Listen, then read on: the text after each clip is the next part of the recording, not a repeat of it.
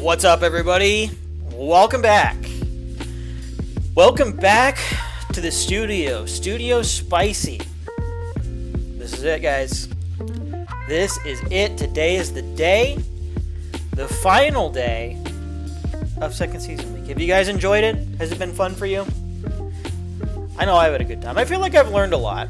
I feel like this has been a success. This has been a successful week for me overall. And, hopefully on top of that creative success, it's also been an entertainment success too. So, but the creative part is, I think, more important. So, even if you're sitting there in your office chair, second screen, got the Studio Spicy stream up, and you're like, yawn, snore, yawn, boring. Play something else, Sam. Even if that's you, my counterpoint would be no. I'm working. This is creative work. It needs to be done.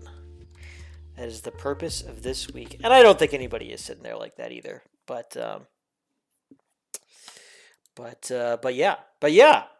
On that note, who's stoked to get back into some second season adjacent content? How do we feel about that? I know I'm pretty stoked. Thank you guys so much for being here today. Really is a momentous occasion. We've come pretty far.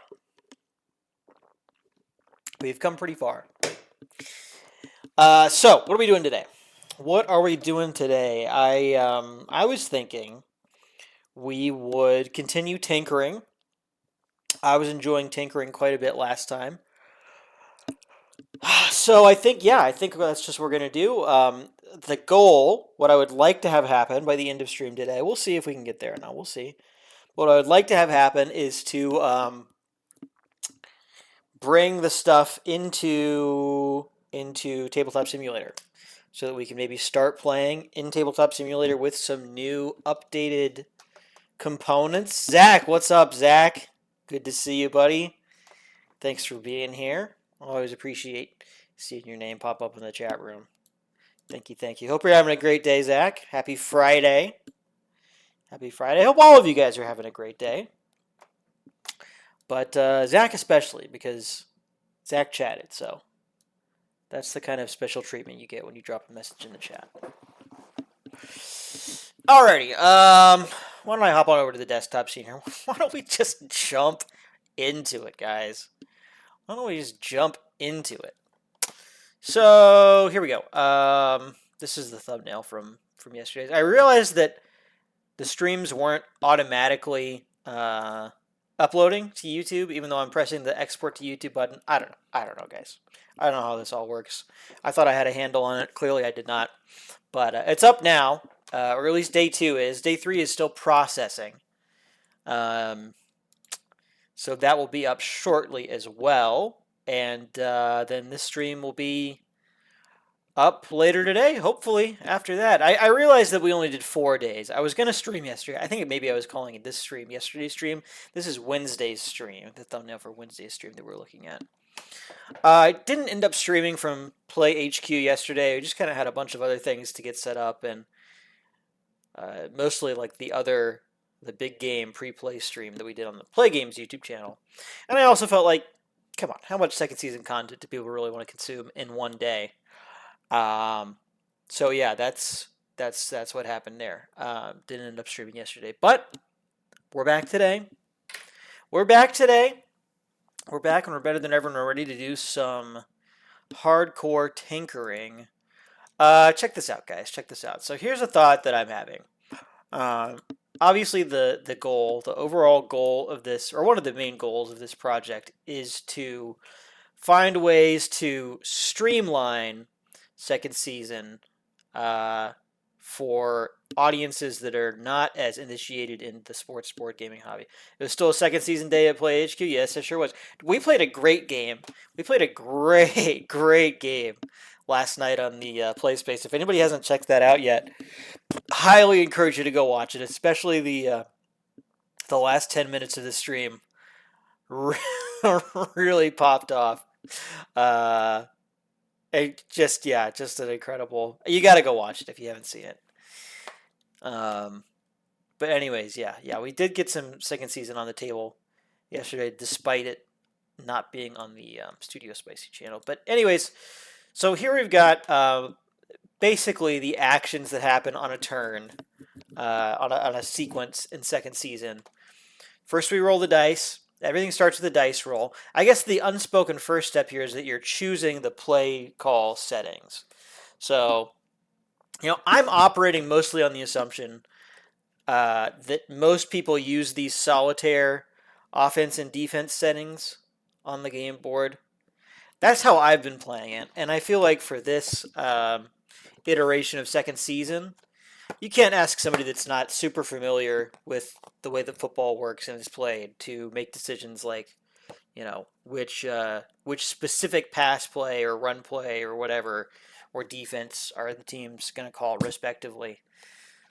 So I do really like the auto play call settings. I feel like that's going to be the default for second season big box. So anyways, that being said, this is basically the flow chart of actions. First, you're going to select, is this going to be a normal play calling, a probable pass play, or a short yardage, which I think you can change the name of to probable run play, right? You always run when it's for short yardage. All of the offenses and defenses for the short yardage plays are run plays. So I think for consistency, you can change it to normal play calling, probable pass, and probable run. So that's what I would consider changing that to. So once you select which one of those like play styles it's going to be, then you're going to roll dice, and then you're going to look at the play call chart. You're going to compare those dice to the play call chart to figure out what specific plays the team has called. And then you're going to roll dice again, and then you're going to look at the game book, and then you're going to find, the dice roll for the play calls that the first dice roll gave you in the game book. And then you're going to do a player check, and then you're finally going to get to the result. I think you can cut out a third of those steps by going straight from dice roll to the game book, and then just a player check and a result. So, that's a third of the steps, and obviously, each of the steps takes different amounts of time, so it's not like you're cutting out a third of the game time with this. But I found my brain kind of getting exhausted when I. This is like a lot. This is a lot for me personally to execute on the game table. Roll dice, look at a chart, roll dice again, look at another chart based on the result of the first die roll, and then look at a player, and then you get the result. And sometimes you have to do another die roll after that even. So all of that for one sequence. I get that it's necessary, but what if I told you we could cut it down to just these 4 steps? And this is how I'm considering doing it. So this is a dice template. You can see sort of,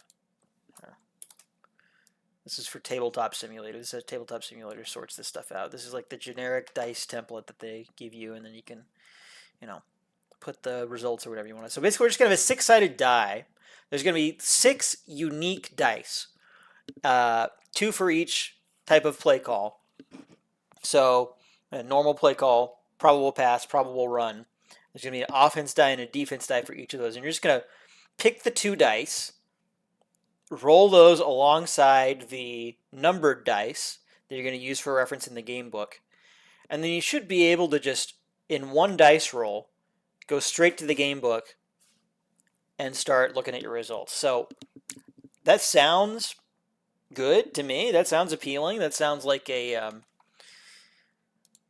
significant time savings in my mind, and effort savings too. You're not doing the mental work of, and I know it's not that bad. Like, I get that you're just looking at a chart and then cross-referencing to the game book, but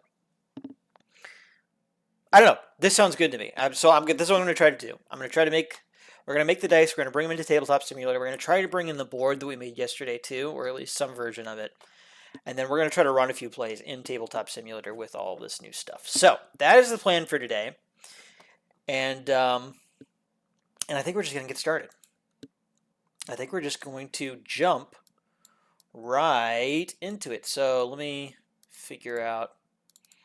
So right now we've got the normal defense, normal offense, and these are going to be white colored.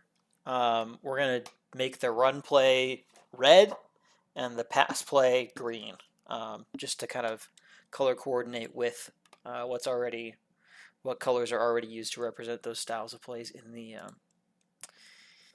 game. So real quickly, this shouldn't take too long. We're just going to get in there and start making some new dice. So we'll start with the run, probable run, or I guess probable pass comes first. So we'll give the die a nice green color.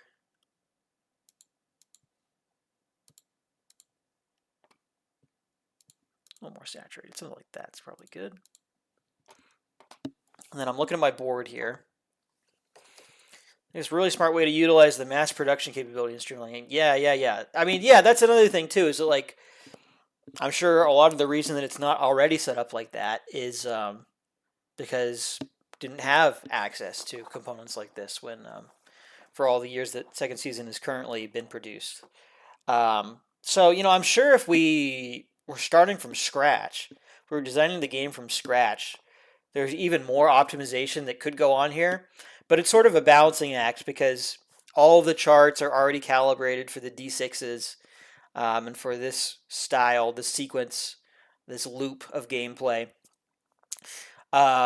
So it is, we do have to kind of go Band-Aid solutions. But even with that, I feel like this is a pretty good solution. So hopefully we'll see it in action here shortly.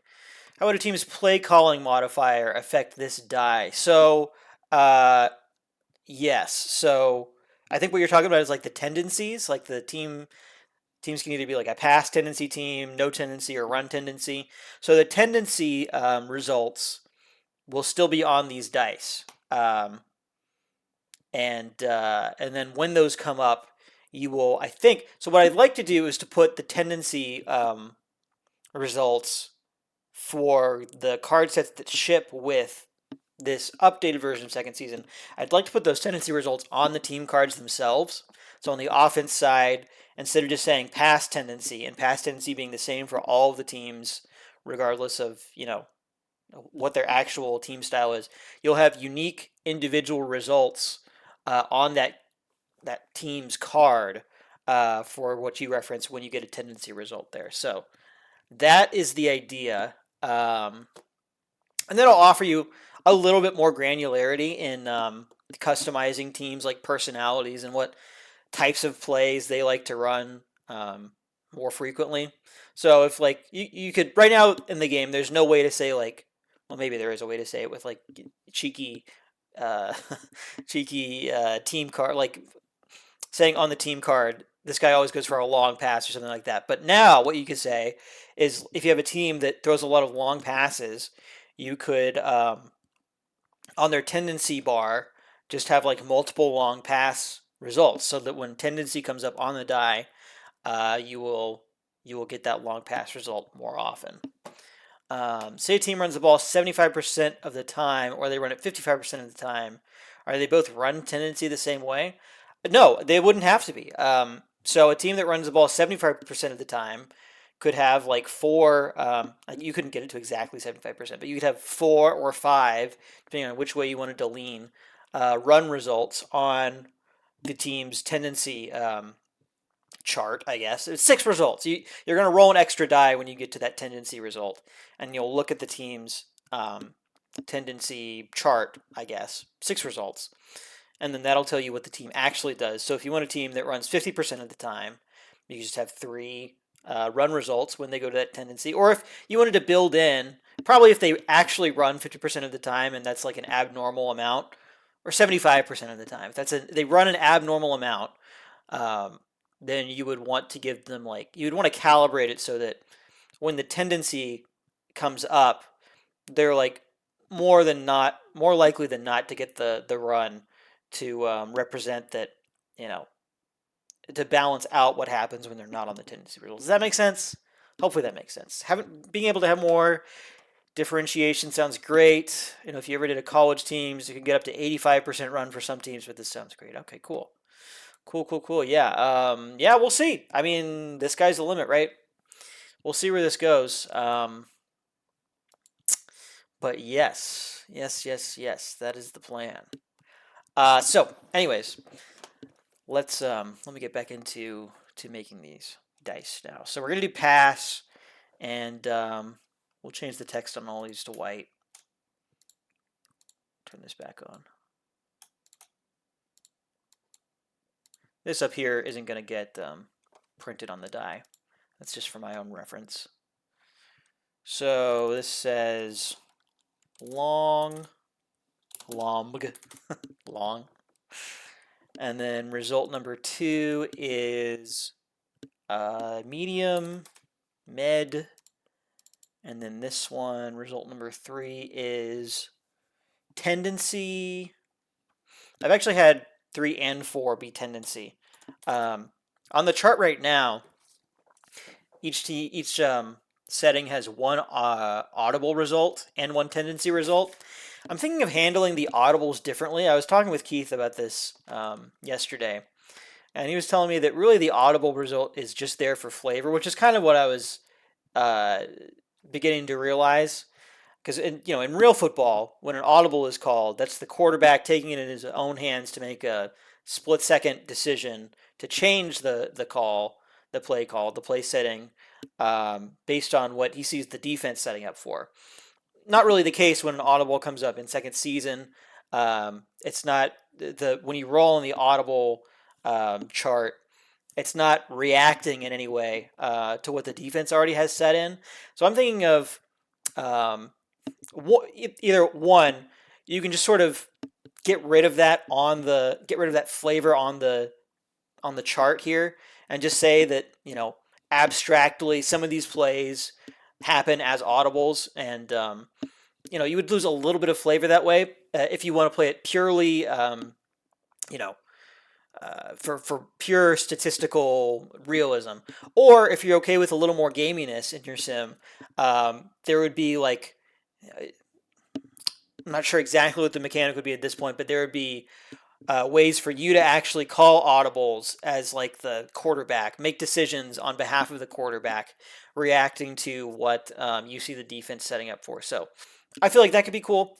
It sort of reflects what the audible actually is in pro football a little bit better than what this is. Even though I get that it is nice to have the flavor there, but I feel like, one, it doesn't affect anything really in the game besides add the flavor right now, and two, I think swapping it to a different mechanic would make room for some cool strategic decisions. So, anyways, that's my thinking right now. Love the idea of tendencies being super team specific. Yeah. That's definitely, I think, could be a cool thing. Just one more way to like add personality to the team cards, which I think really is, for me at least, the coolest part of this game, is watching the team's personalities kind of unfold in front of you as you play the game. So that's something I definitely want to capitalize more on. What if the audible result allowed you to change the target player rather than changing the play? Sort of like coach's choice to override a player finder. That would be fun. Yeah, you could do that. You could do both. Why not both? I mean, one thought that I've been having is, you could introduce sort of a light deck building mechanic to this game. Introduce like a campaign mode almost, where you're playing as the coach or the manager of the team, and you're building a deck of these like strategy cards over the course of the season, over the course of multiple seasons. And you're sort of choosing which of these strategies you want to put into your deck to be able to use each game. And you can't use them all each game, and you can only use so many per quarter or whatever. The actual nuts and bolts of it are still totally up in the air, but I do feel like it's kind of a cool idea. Something I like to play around with a little bit. So yes, and with that in mind, with that mechanic in mind, yes, you could do things like audibles where you change the play setting on the fly, or what you're talking about, where you like change the player. You don't do the finder roll. You actually call out the player that you want it to go to, which could also be cool. So lots of stuff you could do with that. Okay, I'm actually done yapping for a minute now. I'm gonna get some of this work done, and hopefully we'll be in Tabletop Simulator real soon. This is also going to be Tendency, and then this is going to be Medium, and this is going to be SHOSCRN.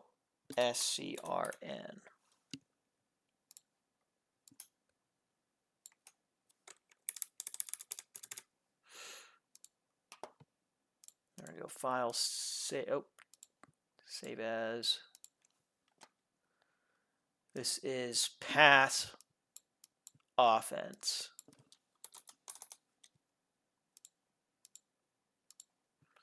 Just go ahead and export that.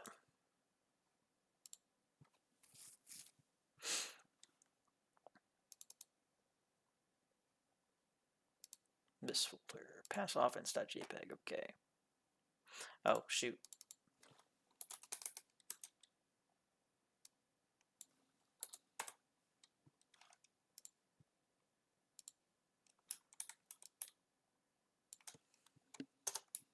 Not that that even really matters that much.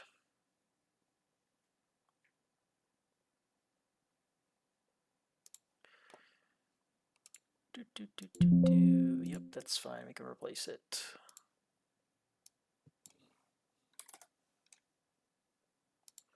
Pass defense. Board Game Bard, hello, hello. Welcome in. First time chat. Good to see you here. We are doing a little bit of tinkering today. It's Tinker Day here in second season week. We're making some custom dice. Custom dice to try to get into Tabletop Simulator to get this game on the table. Thanks for a welcome, of course. Of course.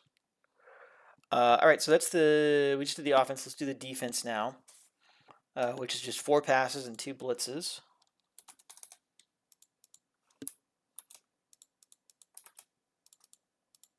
Pass.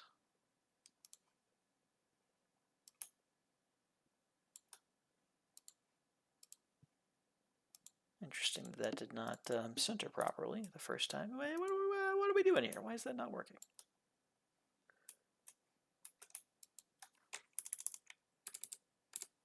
Whatever. And then 2 blitzes.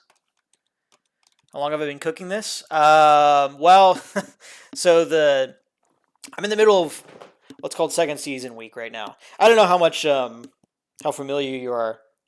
If you're coming from the play games community, then probably you don't need this whole explanation. But if you're just finding me on Twitch, then I'll give the full 9 yards here. Football joke, by the way. So I work with a board game company called Play Games. It's my dad's company. He's been running it for like 20 years as a full-time thing now. It's sports simulation board games is what it's known best for. So I am working on right now bringing it operates on a very small print-on-demand model. Sports board game is obviously a very niche segment of the board gaming market at large, and because of that, we operate on like a print-on-demand scale right now. But recent years, seen a lot of growth for the sports board gaming hobby, and so we feel like it's time to bring them to like a big box, mass-produced format. So the long answer to your question, I guess the short answer is I've been cooking this personally for a couple months now. I really started working on it, thinking about it like in January.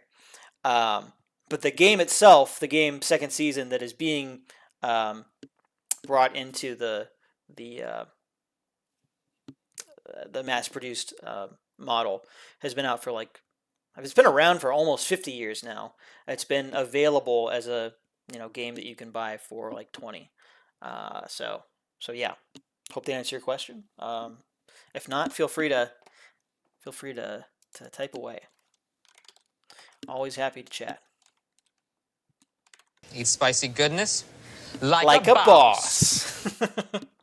Yay, thanks for the follow. Appreciate it. Appreciate it so much.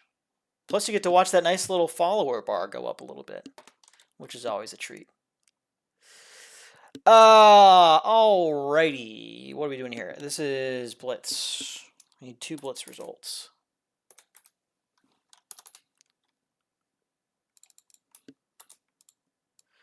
Two Blitz results, and then we can call this good as pass defense. Save as pass defense. And then go ahead and export that.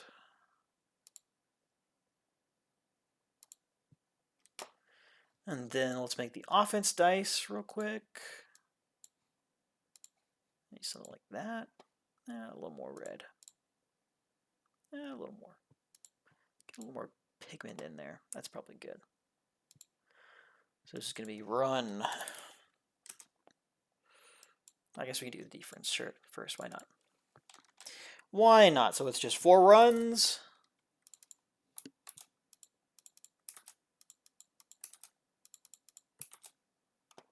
And 2 blitzes. That's pretty easy.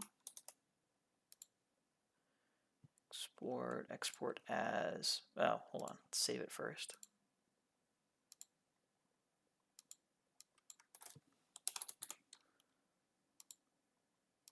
And then export.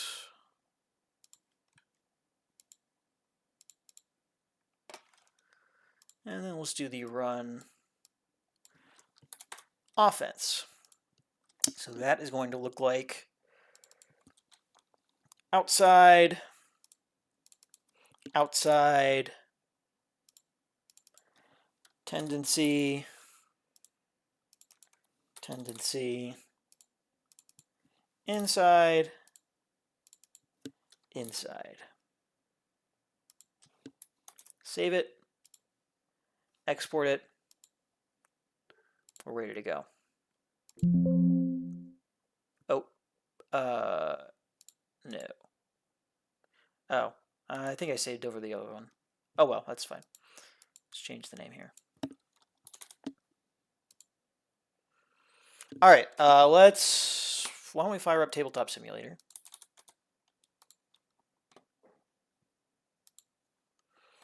Pop into Steam real quick. I said pop into Steam real quick. Thank you, Steam. Very cool. Log it in.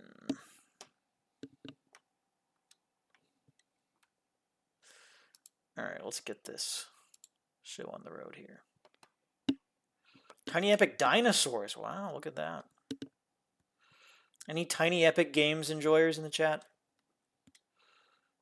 I've tried a couple of them. I feel like, I don't know, my take on Tiny Epic Games is that they try too hard to fit too much into that small box.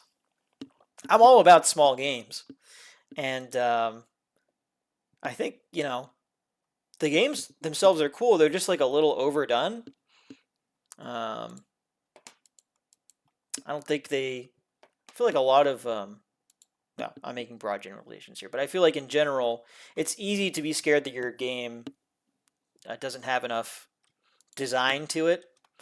It's easy to over-design, and I feel like that's a pitfall that the Tiny Epic games fall into commonly. But you know, to each his own.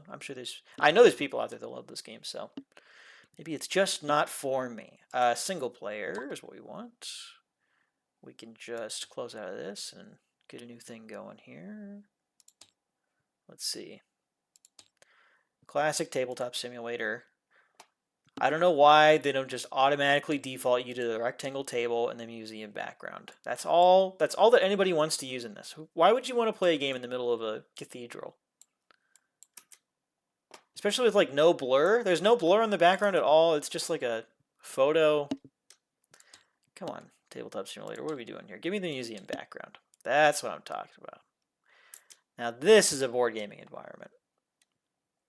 All right, let's bring some more stuff in here. Let's bring in some dice. Well, no, we want custom. Dice. D6. We're going to link the file real quick. So this is normal defense.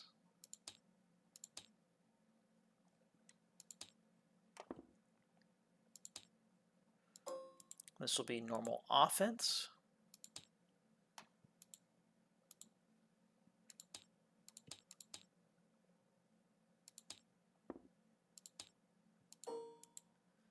This will be pass defense.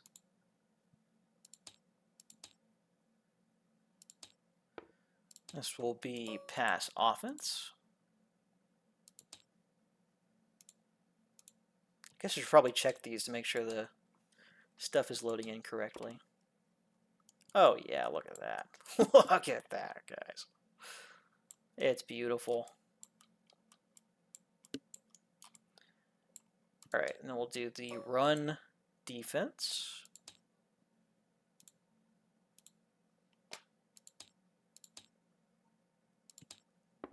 And finally, the run offense.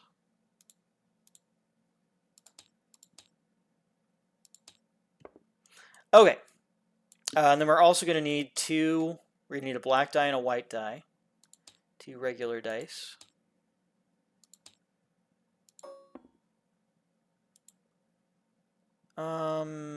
Is there no way to do like a... Can I change the pigment on this at all? Hopefully I can change the dot pigment too. Color tint. Black, apply. Yeah, that's just not going to be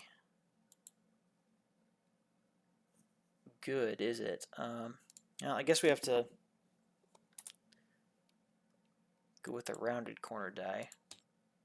Oops, not that.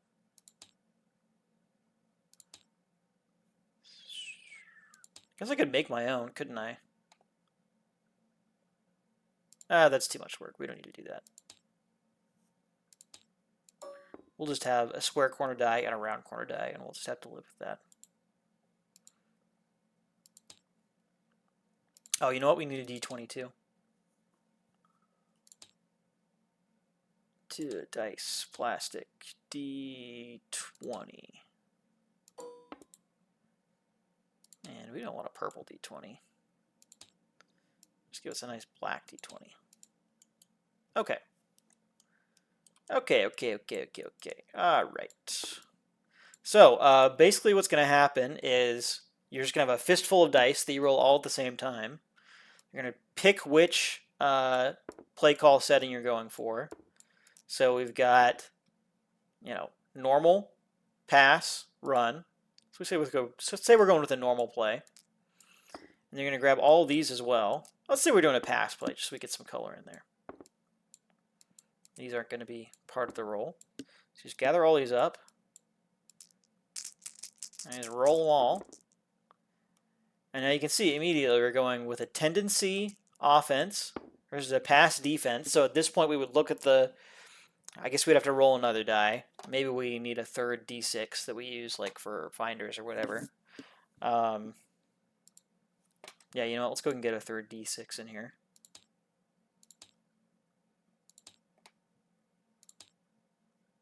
Let's make it, yellow maybe.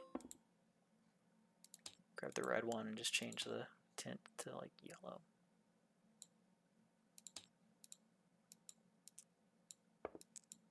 Oops.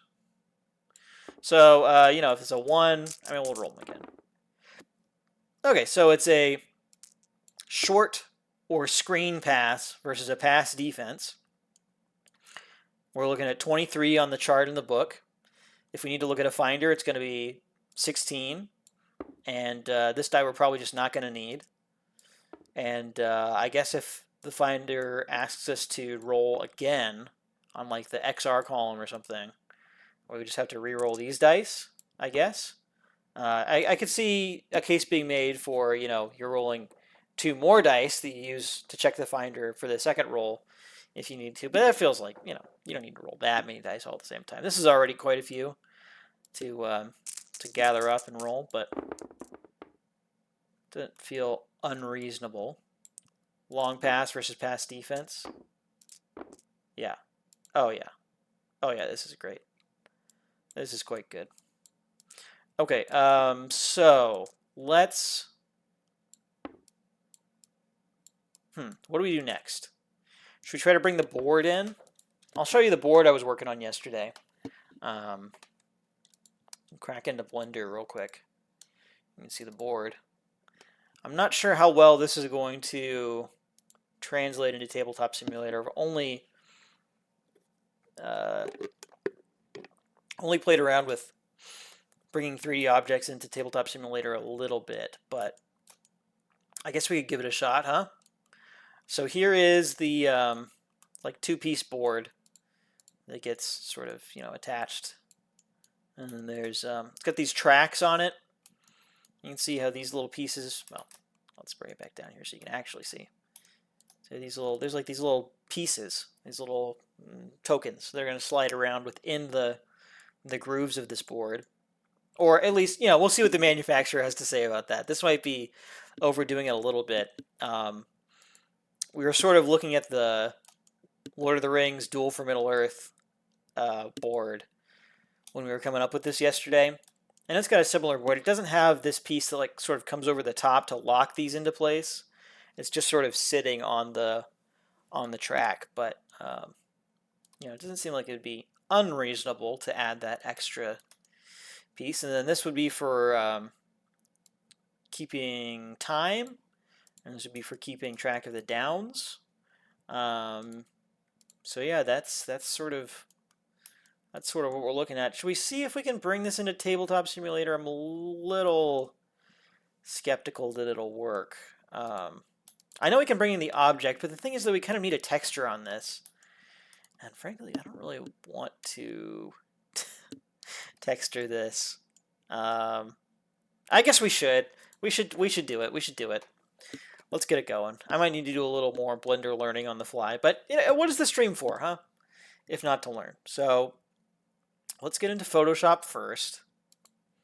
Let me pull up an image of a football field. I was actually looking at this earlier today. Where's the one that I liked? This will work just fine, I think. Straight from Wikipedia, but that's fine.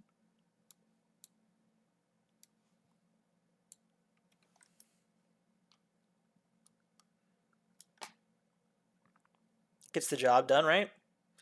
And we'll do a little cropping work here.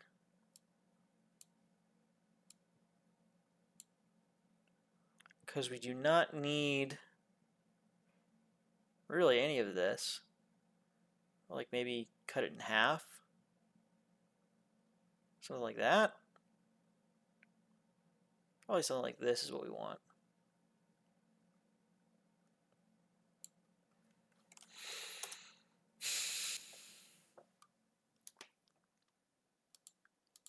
So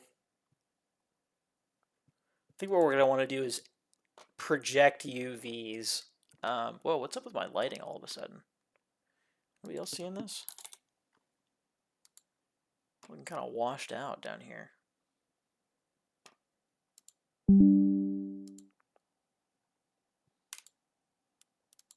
It's the color correction that's getting me.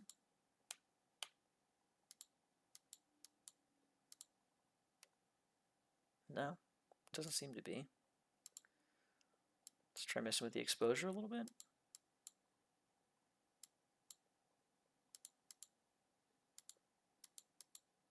What the heck? I guess probably who cares, right?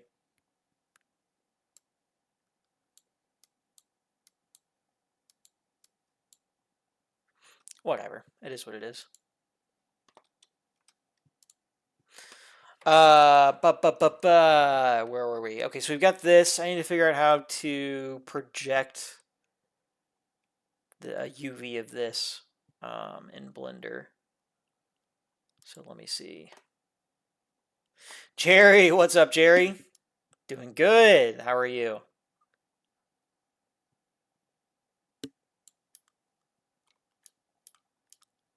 We are just continuing to tinker. with second season. Get ready to bring some stuff into Tabletop Simulator. And trying to figure out how to project this football field onto the model that I've got in Blender right now. And then we're also going to have to figure out how to bring that into Tabletop Simulator.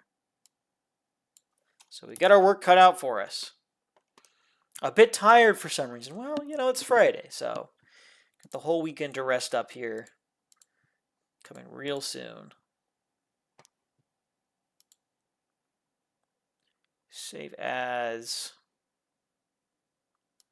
second season TTS. Yeah, we'll call this football field.pst. All right, let's see if I can figure this out. Let's just isolate these two. Honestly, we should probably combine these. What is that? Control J? Yeah, that's what I thought. And then we can origin to center, and then we can isolate. Look at me knowing these shortcuts off the top of my head too. And now we can start messing with this. So let's go into UV editing and just kind of see what we're working with here. It's pretty simple.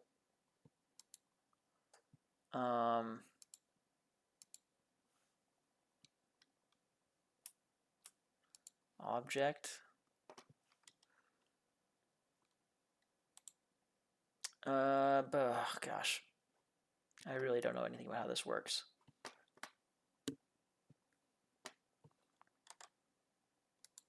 Let's do a little learning. Let's search for, let's get on YouTube.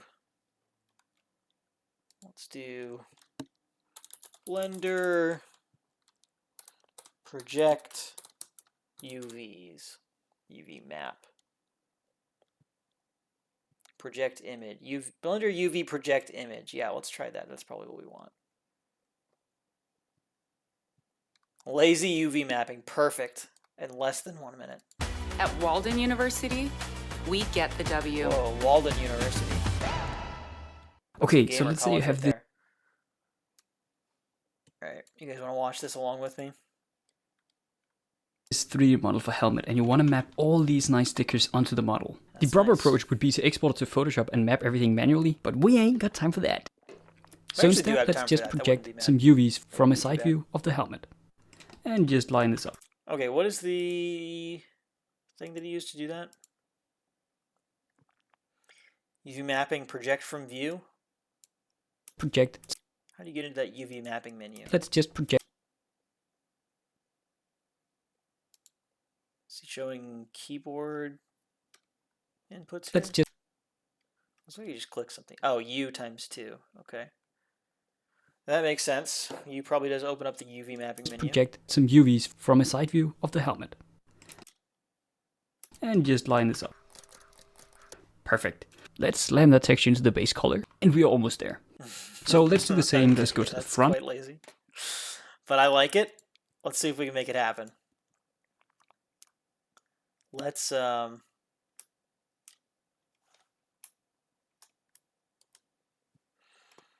so we actually need to go into shading first. We need to make a new texture. Call this field. And the base color can be this green. We're going to need to add an image node. Shift A. Image.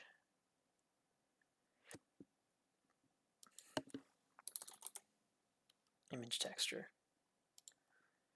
We'll probably just map that into the base color. Let's actually go into our Photoshop file here. Where's Photoshop? Let's make this a little bit better. Let's go new. 1080 by 1080. And then let's drag in footballfield.psd. And then let's grab this green color and just kind of dump that all over the background. And this will be what we work with to start. We can even maybe drag this up towards the top a little bit. You know, let's even make it a little bit smaller too, so we have some room on the edges if we need it. No, I think actually we're going to want it full size. So let's go like that. I'm going to just save this as football field texture. Texture? Texture.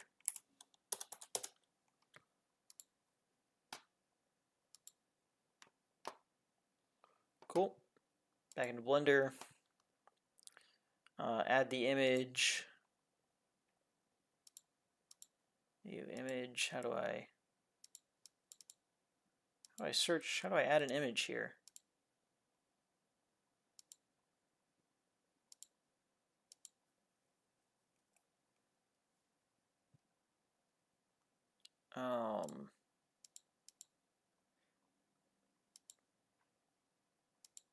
I guess 1024 is really the size that we wanted.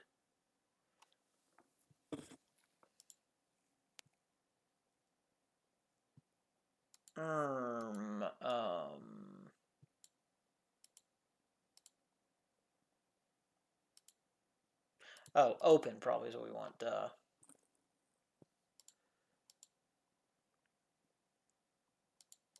TTS. Football field texture. Do we not export that yet? I guess we didn't export it. Can we open a PSD? That'd be pretty cool if we could. Oh yeah, we can open a PSD. All right, so we're starting to get somewhere with this. So let's go into UV editing. And I'm going to swap this over to shaded view. Z material preview. And we want to select object, this whole thing. Probably we just want faces actually. Is that what he did? Let's hop back over to YouTube. On view, slam that texture into the base color in helmet. And just line this up. Perfect side view of the helmet.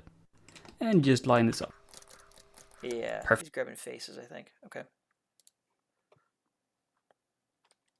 So let's grab faces as well.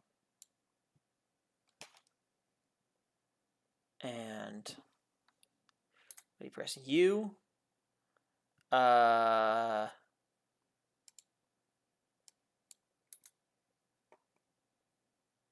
Project from view. Oh yeah. Oh yeah. We're gonna be there in no time, guys.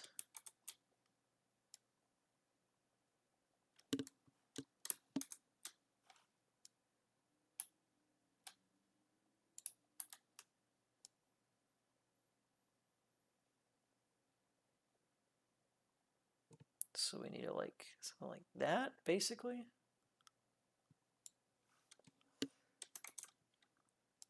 I need to kind of center it a little bit. Scale it down just a little bit more. Okay, and then move it around so that the field is right there. Okay, do we actually not need the end zones? It's probably cool to have the end zones, right?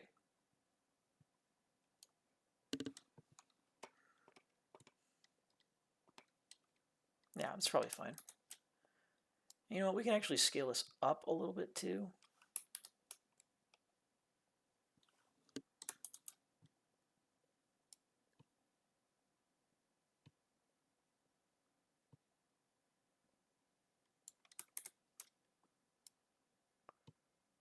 Because what we want is for this white to kind of just hit right there. Yeah, we are getting a little bit of funkiness. But that's okay. All in all, I'm pretty pleased with it. Yeah, do we want to go in and add a timer here too?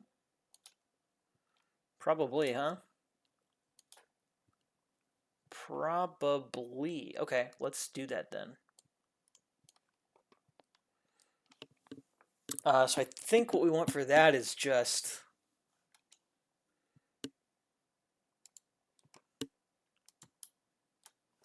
something that says like, what font do we want to use? Komu again? Sure. Something that says like time.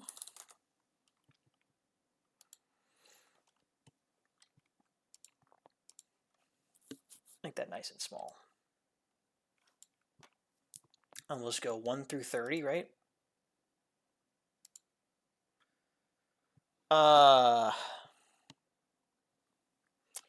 Gosh, I almost wish I was in InDesign for this, but it's fine.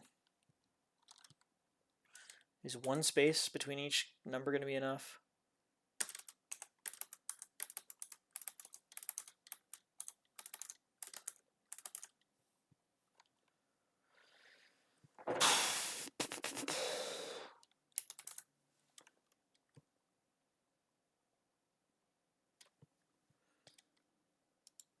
Yeah, well, the thing is that probably we're going to need each of these numbers to be its own layer, which is a little bit annoying.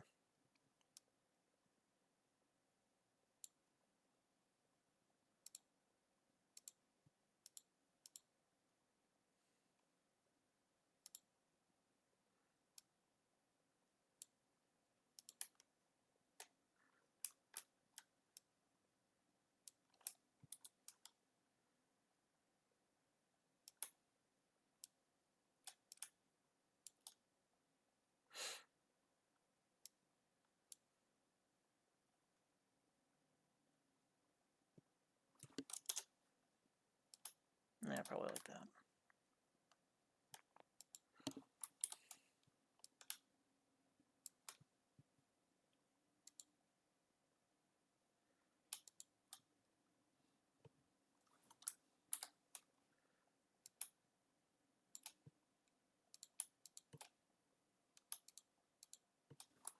Okay, so that's 8. Let's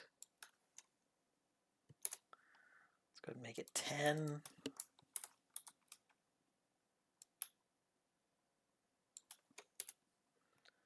Let's make it 20. Let's go ahead and group that just to keep it easy. There's 20. This is where I start to not know about the spacing. And then here is 30. So we actually have quite a bit of extra space we could put in between these. So what we'll do now is just drag this to the very end. Lock that background layer so we're not accidentally selecting that. Grab all of these layers. And go layer, distribute horizontally. Perfect. Perfect, perfect, perfect. Okay, so we'll go 1.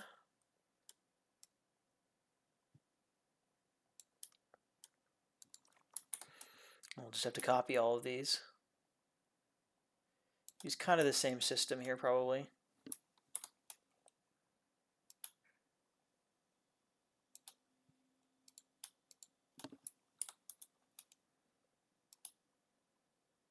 There's 8.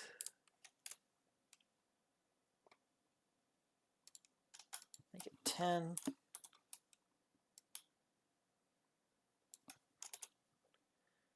So now we got 10 numbers.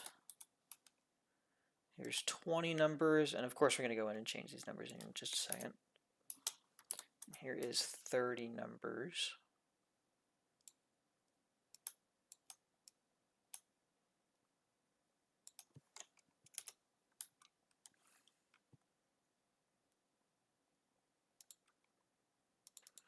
Now we just gotta painstakingly go in and edit each one of these. Oh no, don't do this to me. 3, 4, 5, 6, 7, 8, 9, 10, 11, 12. These are way too close together, I'm realizing. 13, 14. It's fine, we can fix it later. 15, 16, 17, 18, 19, 20,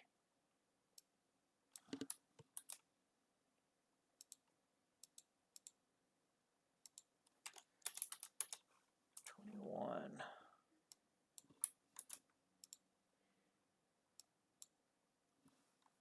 22, 23, 24, 25, 26, 27, 28. Ah!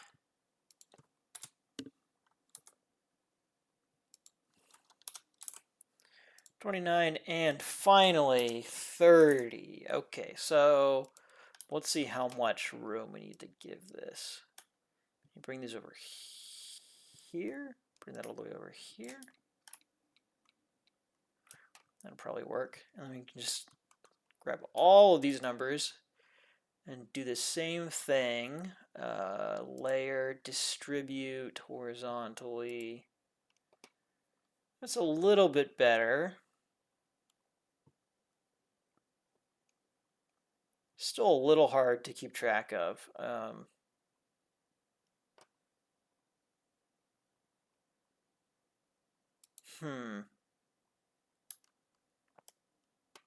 What if you just did every fifth number? Would that be crazy? Or what if you changed all of these numbers?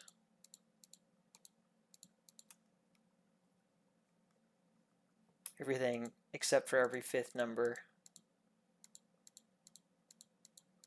to like size 4 font. Oh, that's much better. That's what we're going to do for sure. Okay, so then to fix the rest of this, I'm just going to drag this over so it's centered on 30. Drag this line so it's extending all the way over here. And we're just going to grab all of these layers again. And we should end up with these centered on all the numbers. Look at that. How beautiful.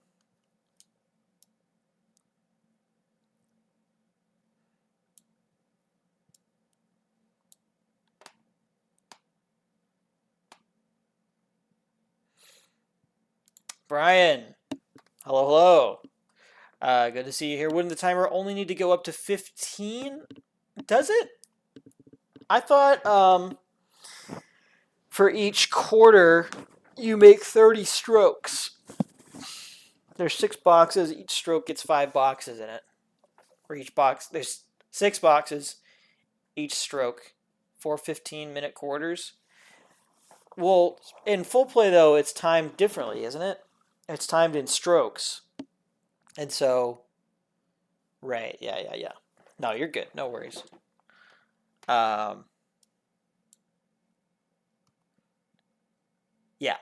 Yeah, that's the idea, is that this would be replacing the strokes that you would be doing on the score sheet. Well, let's just group all this up.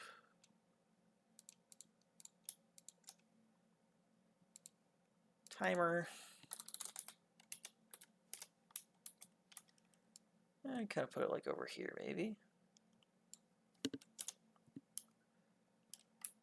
And then let's do like First down, second down, third down, fourth down. Which Keith says nobody ever really uses. People just keep track of it in their heads, but it's good to have on the board, I think.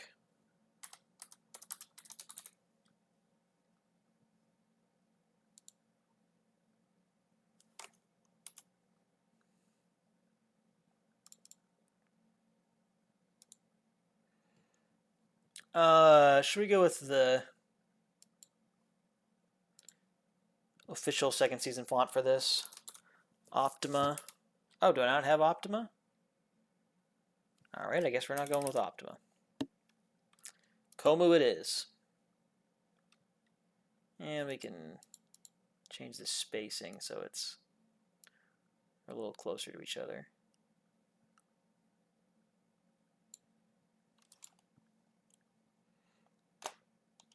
Marco Scola. Well,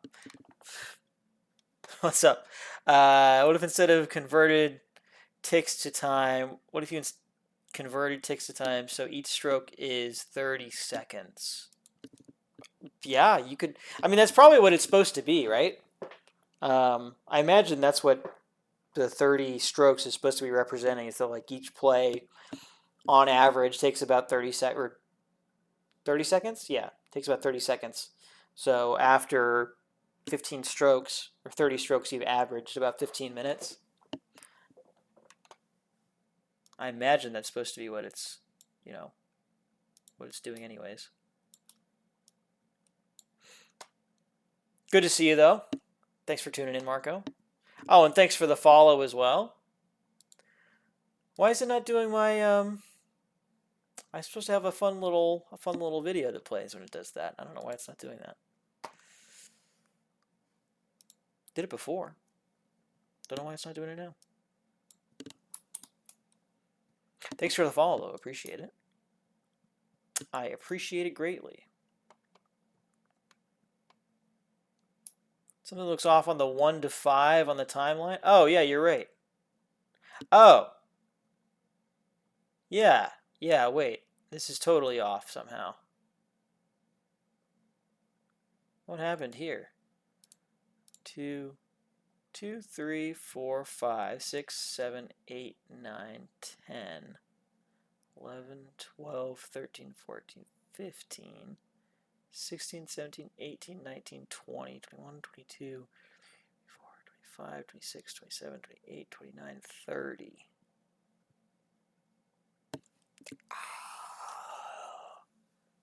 How is it not matching up? Is it 31 numbers, maybe?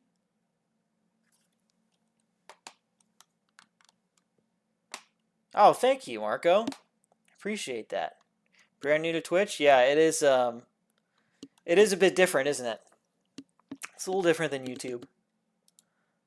But I like it for streaming purposes.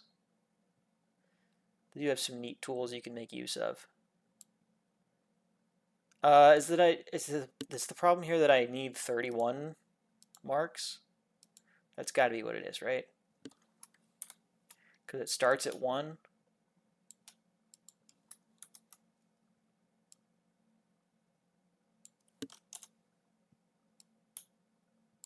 Let's see if this fixes it. Distribute horizontally. No, that doesn't fix it.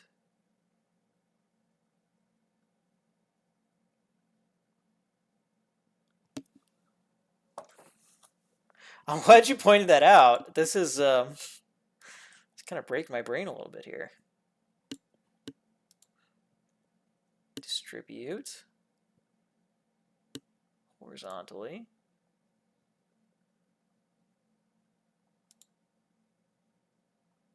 Did I miss some numbers? 1, 2, 3, 4, 5, 6, 7, 8, 9, 10, 12, 13, 14, 15, 16, 17, 18, 19, 20, 21, 22, 23, 24, 25, 26, 27, 28, 29, 30.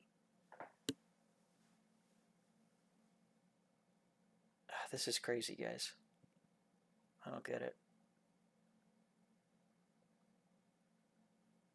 3, 4, 5, 6, 7, 8, 9, 10. May have to manually align the numbers to the lines. Yeah, I guess we'll do that. That's going to take quite some time, though. Got weird when you change the number font size. Oh, interesting. So it was good until then. Oh, yeah. You know what it is? Yeah, it's because some of these layers are... Yes, some of the layers are larger than other number layers now. That would make sense. And so it's trying to put an equal amount of space between all of them, but yeah. All right, we'll just do this manually then. Take some time, but not the most time.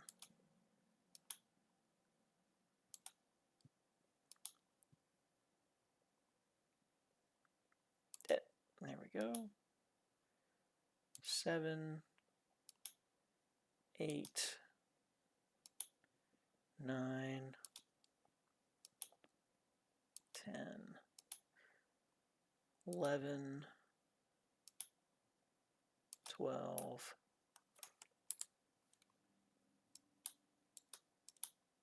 13,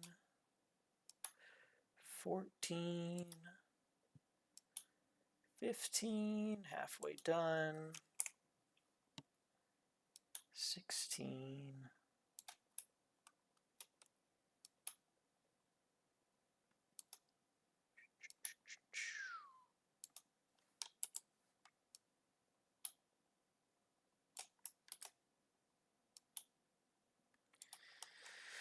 19, 20, 21, 2, 3, 4, 5. Almost there, guys.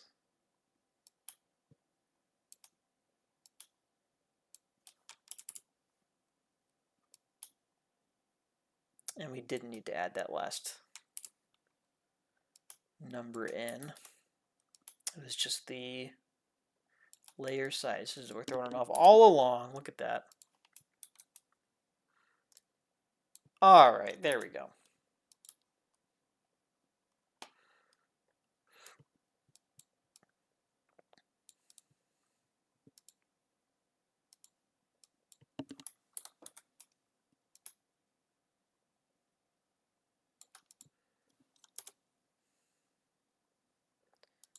Let's maybe do like a, oh, why is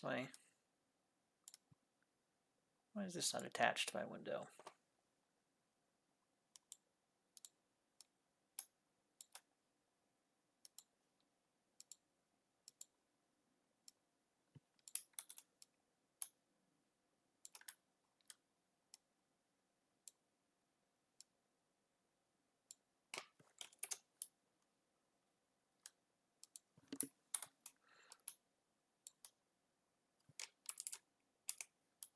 There. Go like this.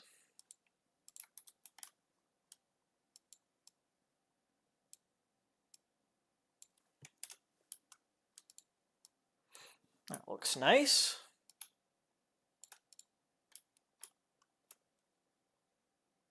Is that centered? Yeah.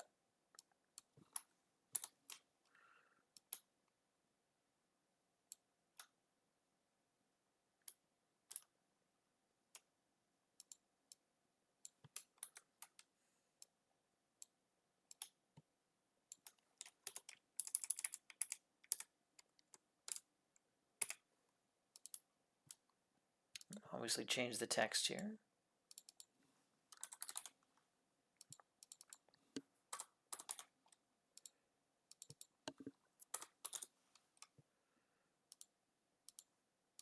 Okay, guys, there we are. There we go. That is our field board texture.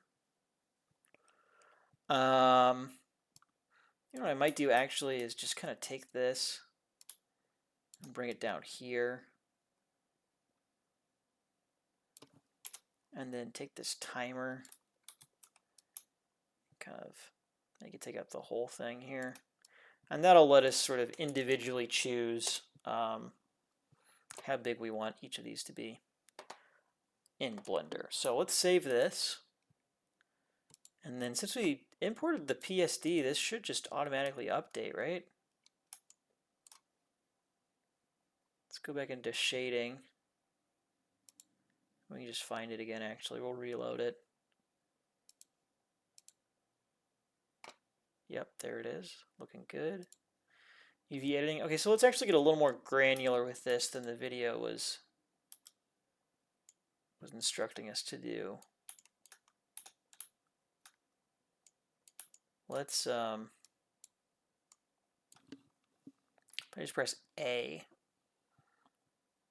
can I say delete all of these UVs?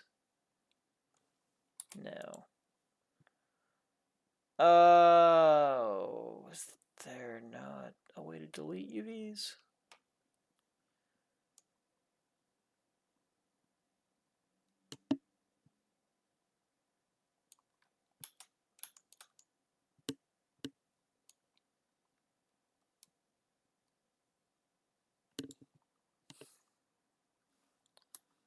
Okay, well, what if we go like this then? What if we just shrink it all down? Move it over here, and then we'll selectively grab what we want. That should work, right?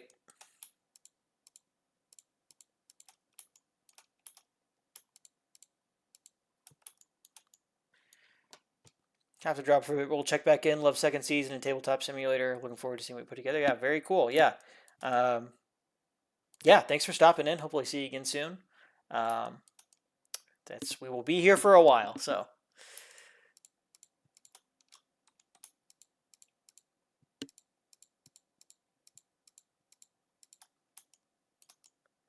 All right, so we just want those faces. And now we want to go isometric,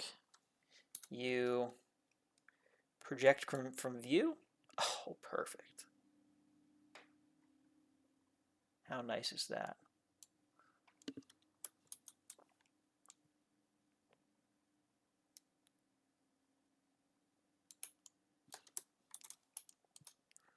So we move this right on top of the 50-yard line.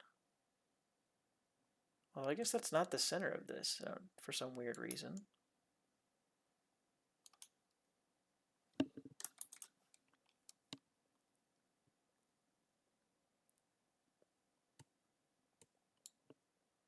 Looks good. Yep, that works for me.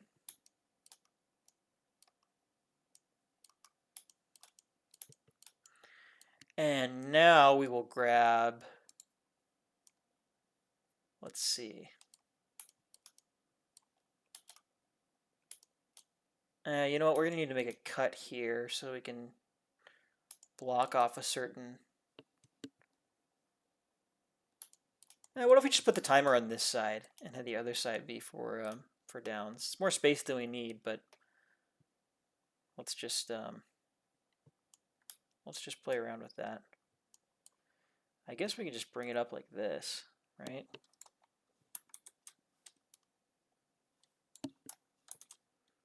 Since it is just one face after all.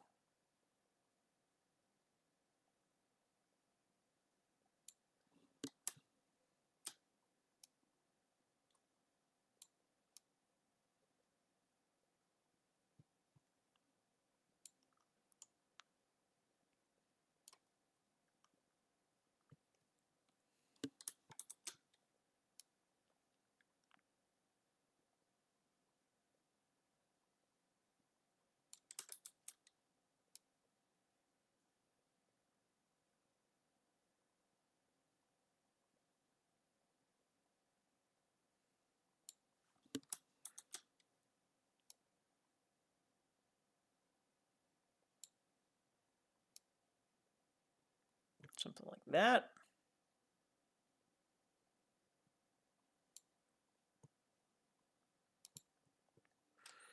And then we can grab this face right here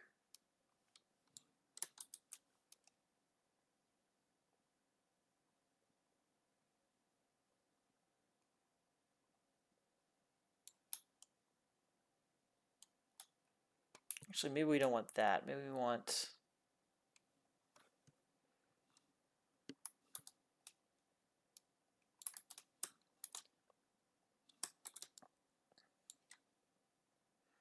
I want to grab these faces.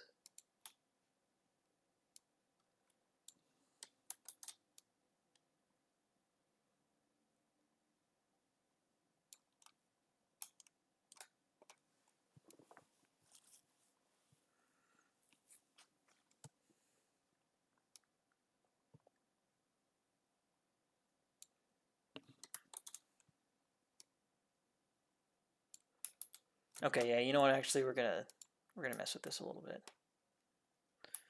We're gonna mess with this geometry just a little bit. So let's undo all this. Let's go in here, Control R, make a cut, and we'll put it like kind of somewhere in here. That's probably good. Then we'll go back in and go face. We want all of these.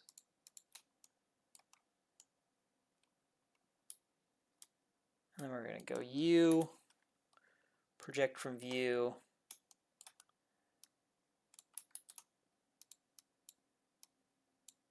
And just kind of grab all of these together. Give us a little more space for the time tracker.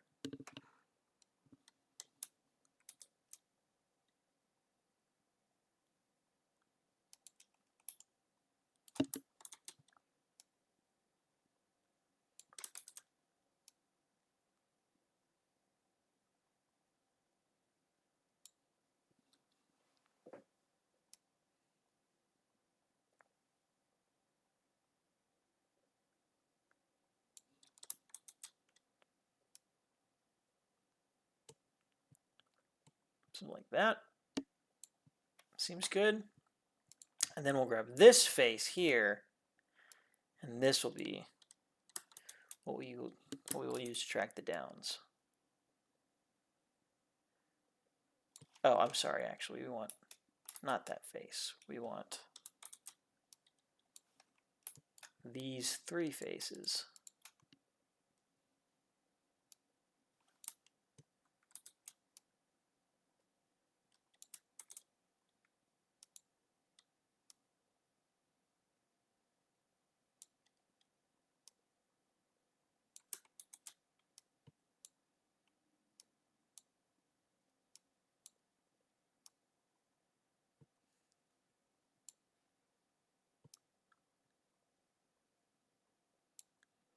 How's that look?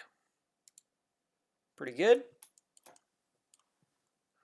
Okay, let's go back to our layout. Look at the shaded view. Unisolate this. Guess with our newfound shading skills, we could put like a real football image onto this.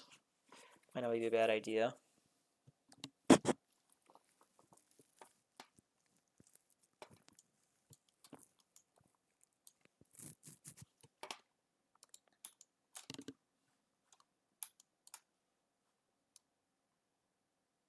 So we just kind of start like here, and then that'd be one play, and you just keep sliding it down like that.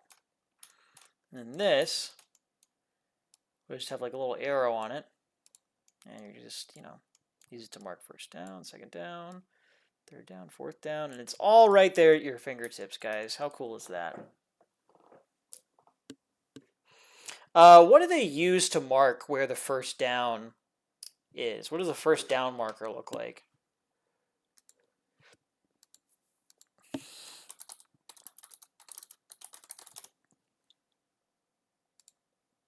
Okay, got it. One of these things. Easy. So let's do a couple more things real quick here. In our Photoshop file, let's grab an image of the first down marker.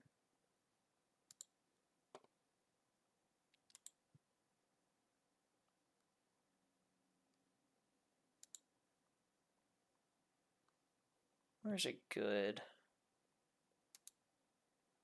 image? I will just make one.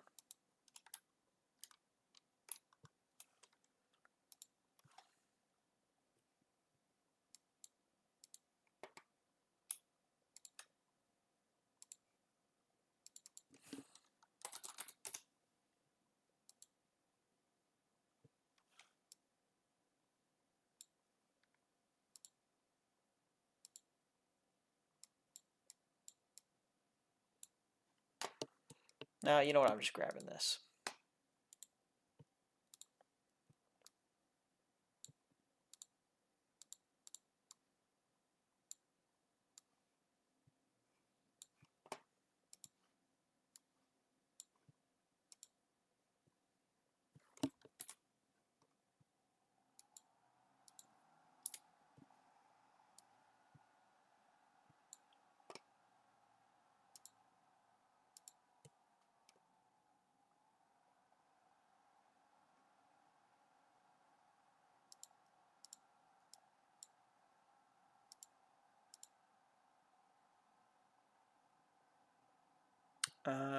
Sure, it looks pretty good to me.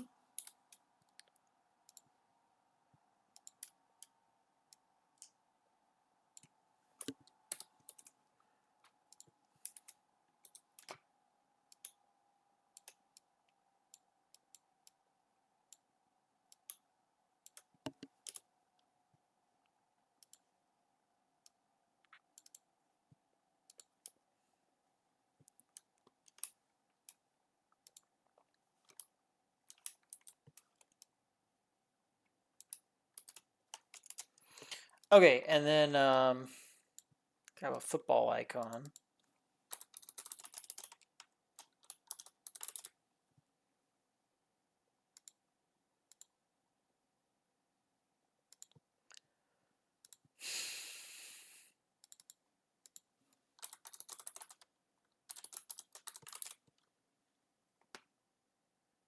I know I've got one. Here it is.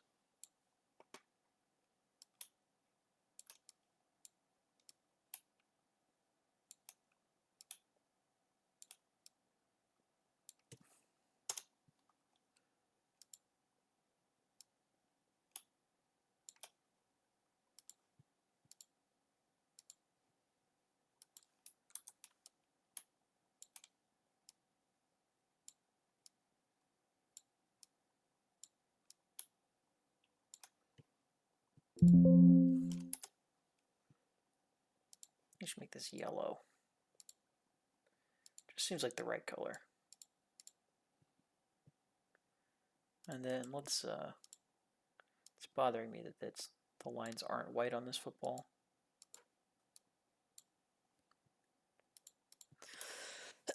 Okay. So we can save this. We can go back into Blender. We can go to shading. We can upload this.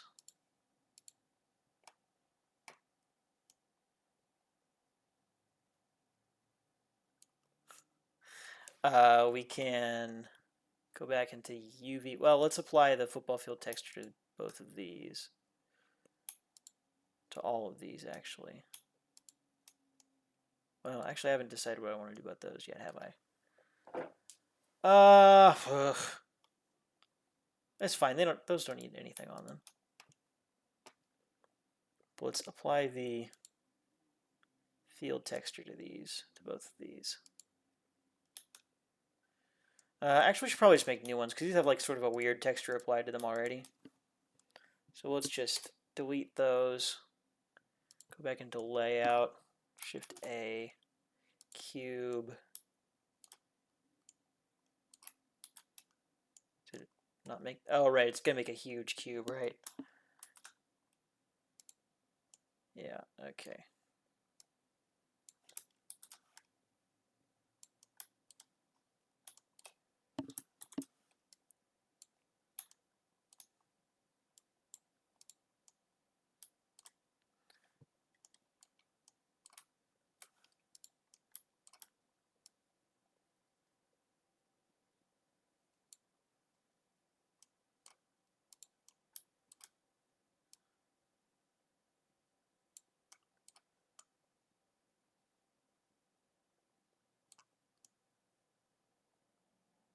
Where's this cube? Here it is. Grab that. Bring it in like that. And grab that. Bring it in like that. Okay.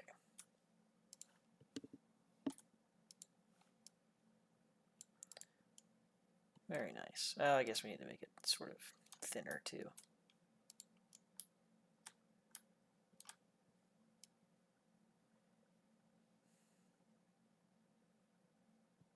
So like that.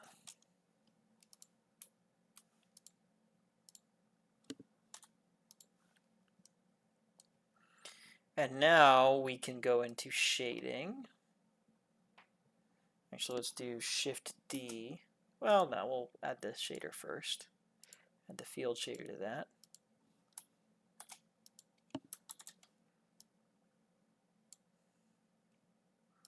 UV editing. Click on this. Oh, wait, no, that's not right. I got the wrong texture. What texture does this thing have on it?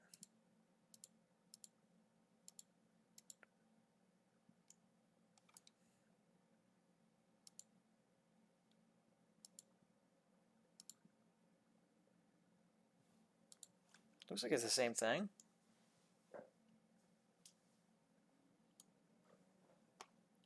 Oh, right. I messed everything up, right. Because I just need to change this back to football field texture.psc. That's what it is. Perfect. Perfect, perfect, perfect. Okay.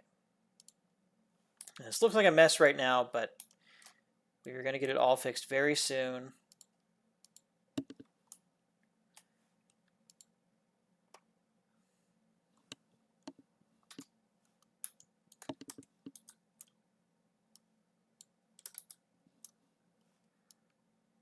I'm just going to scale everything down so it's tiny. Drag it over here. And just grab the one face. Project from view. And drag this so it's a football.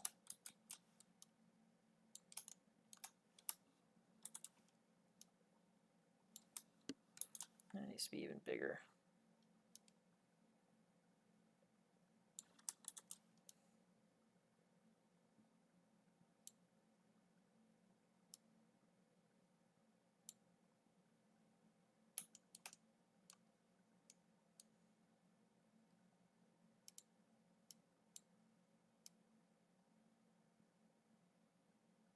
That's fine.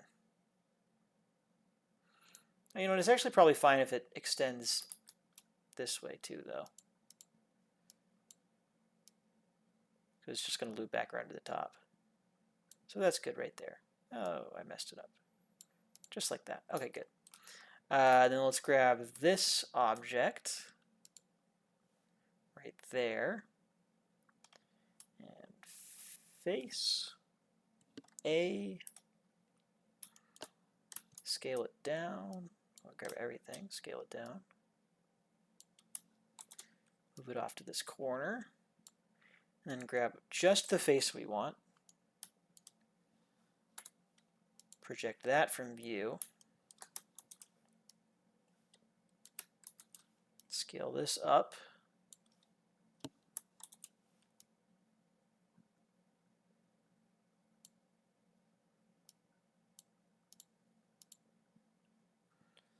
Okay.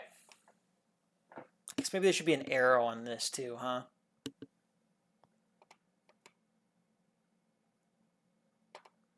Yeah, why don't we put an arrow next to it?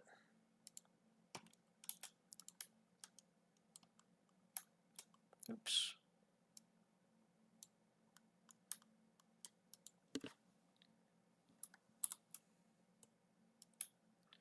Needs to be on the opposite side. Like that's good. Back into Blender. And we just need to update that shader real quick.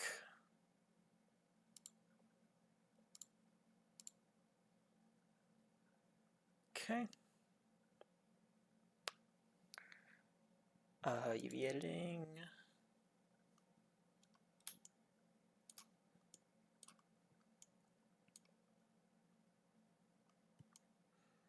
All right, now we need to just fix these faces.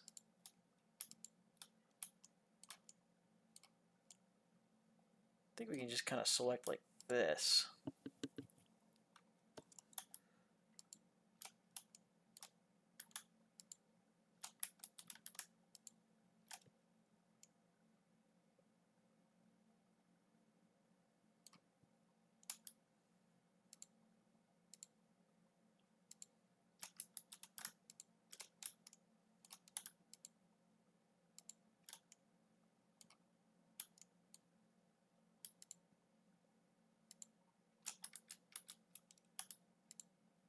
No, come on. It's not going to only select those. No, that's fine. Just go manually.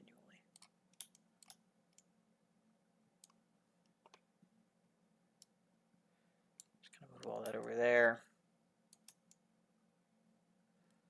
I'm going to do the same thing. I'm not going to worry about the underside of it.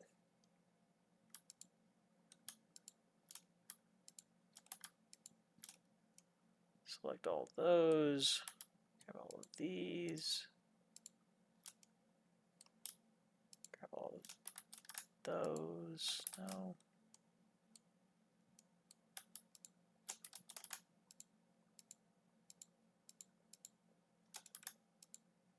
That's what we want.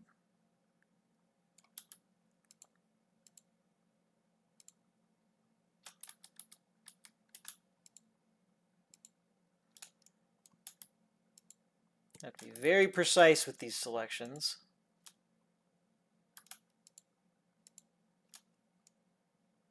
So we only get what we want and not what we don't want.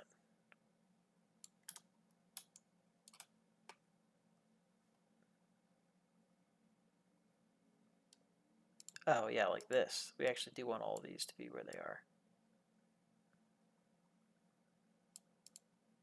Okay. So what do we think about this? How are we liking this board?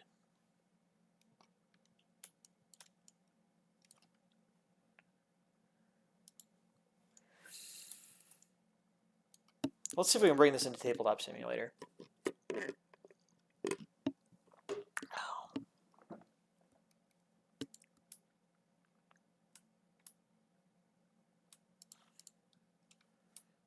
Object select.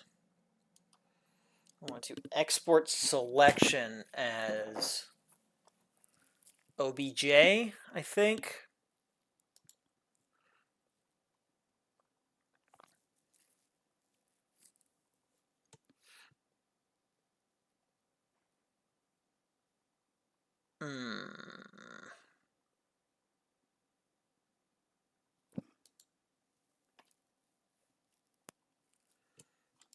Let's try it.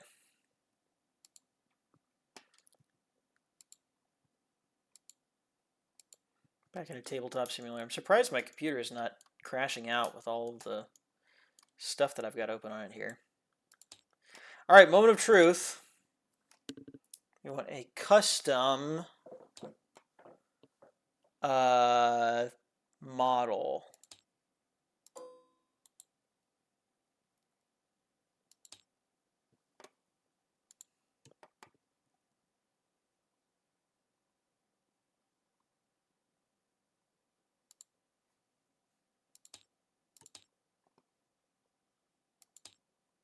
And let's load in our,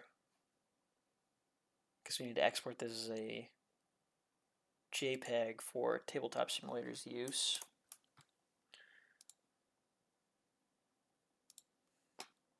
JPEG.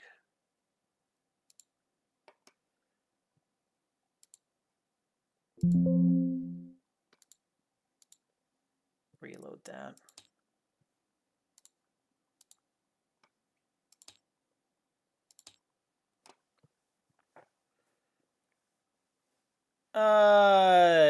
Probably this is going to be fine as is, right?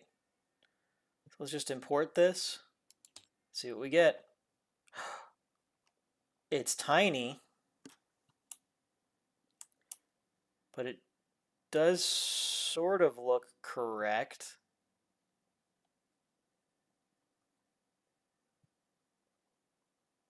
Oh, that's weird. Okay, so it brought the whole thing in. Is it not going to let me make it any bigger than that? Well, that's not a huge deal. We can. It's probably just because we made it so tiny and we tried to model it to scale inside of Blender, but I should have known that that wasn't going to work. Yeah, save on production costs. Leave it tiny like that. Okay, well, cool to see it working. I mean, that looks nice. Now I just need to work on getting it. I wonder if these sliders are going to work.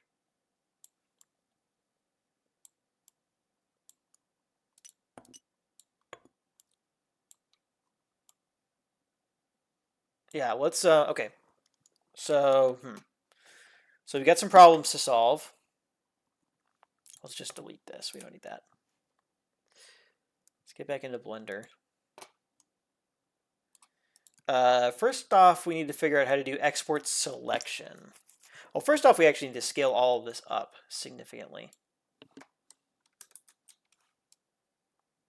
We should be able to just go like that, right? Probably that's going to be good. Okay. Let's see about this. Blender export selection as OBJ.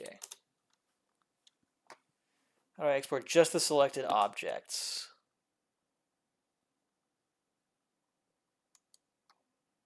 Or we could watch a video. Why not delete all other objects in your scene, save as a new blend file, you can then export the remaining. I guess you could do that.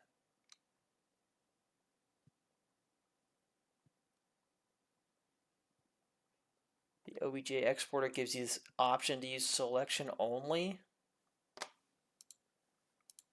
Okay. File, export, OBJ.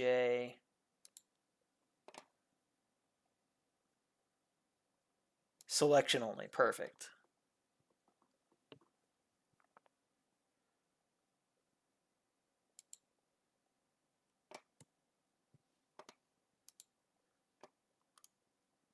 Okay, and then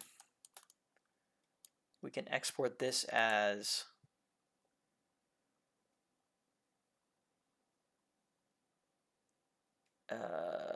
OBJ, selected objects only, second season football chip, token.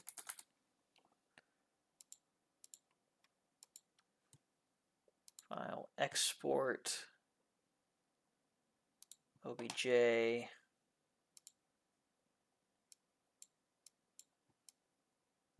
first down.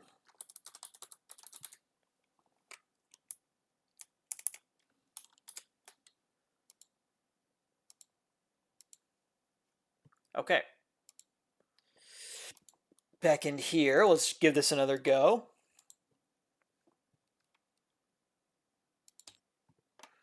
Grab the mesh. Grab the diffuse image.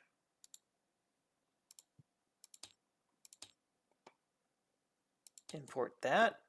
It's still tiny, but not quite as tiny as last time. So that's good.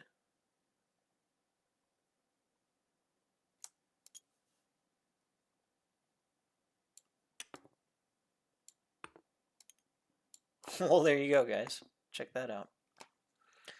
All right, let's bring in the tokens. I guess probably we should have brought these all in at the same time and scaled them up at the same time.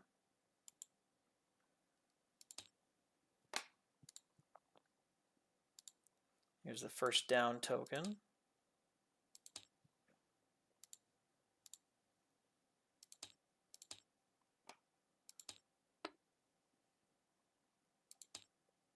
Oops. Let's grab the football token now.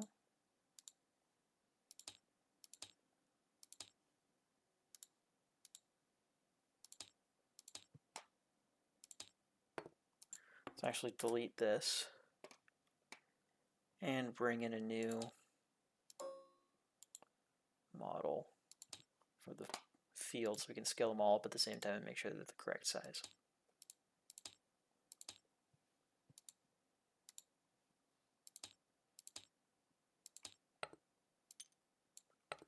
Okay. So here's all of our stuff.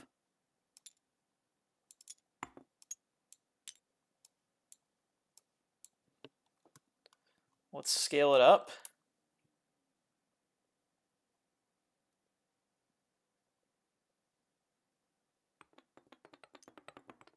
Maybe like that.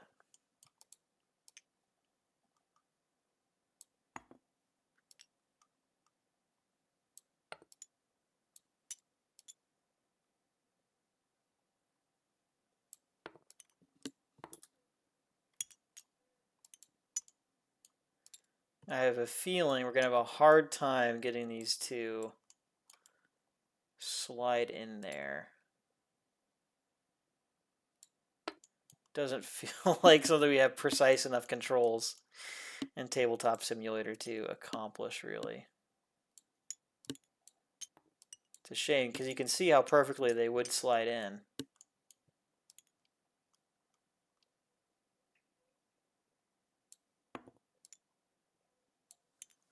But that's fine. They can just kind of sit up top for these, for our purposes. Oh, interesting.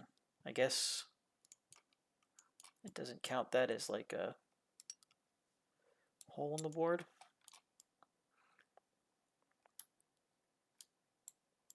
Okay, well,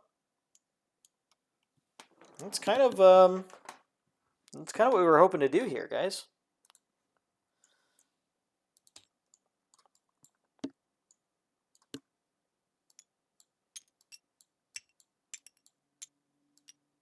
Now, obviously, this is going to be like very tricky to use in Tabletop Simulator because, you know, how do you move this precisely down the field, right? But I hope that, you know, once you get them sort of locked inside of this thing, it should be pretty easy to slide them around, you know?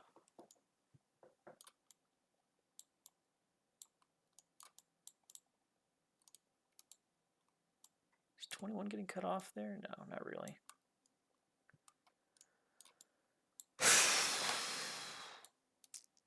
All right, well, not a bad start. We've got some dice. We got some boards. Do you want to think about bringing in some team cards? We could maybe look at bringing in the chart book.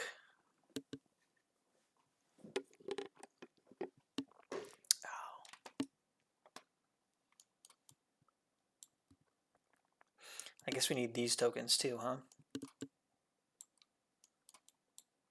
We could probably just bring in a blank token for that.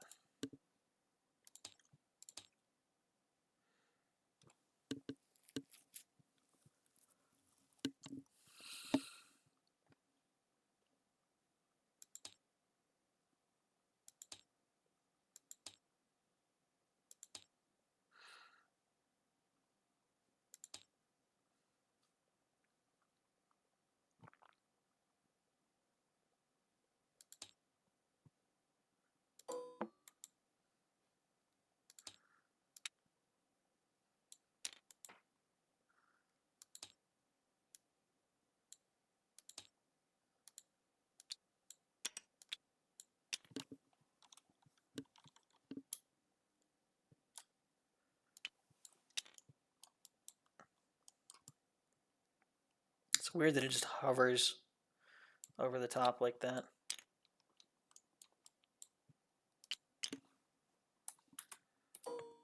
Oops. Don't want another one of those. I want another one of these.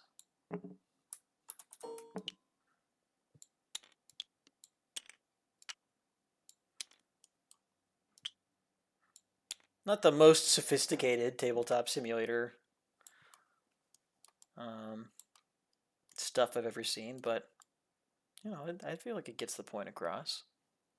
I feel like we're doing some cool stuff here. Now let's, gosh, where do we go from here? Where do we go from here? First of all, let me get a good thumbnail shot. I always forget to do that. Let's, you know, maybe look at like, look at the board like this. Let's get these dice kind of in here.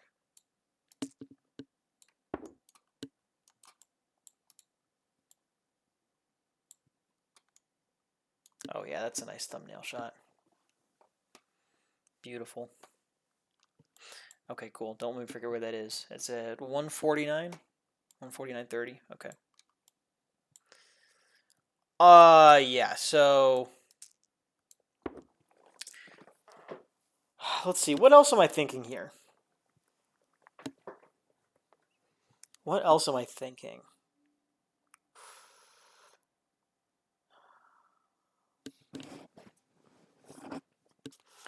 So one thing I would like to do with this board is to combine the second season and second season express boards into one, which would be pretty simple. All you would have to do is find a way to sort of denote on this where each of the zones begins and ends, and then you could just use the same, say, use the football marker to just place it in whichever zone they're in for that.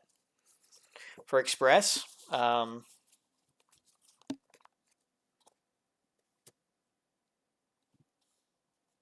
don't we do that? Let's see, there's 1, 2, 3, 4, 5, 6, 7, 8 zones on the second season express board.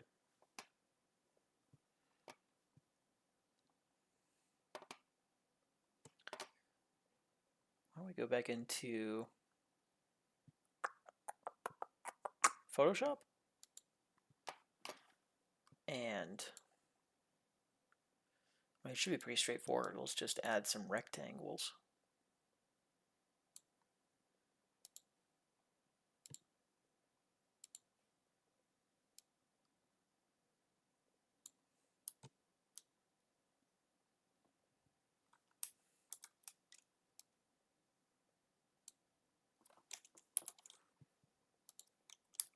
So it should be something like that. And it goes from 10 to 20.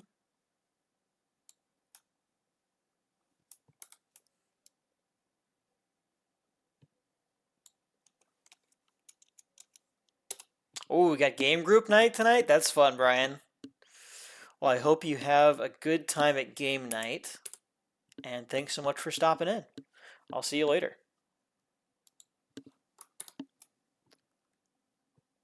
And it goes from 20 to 35.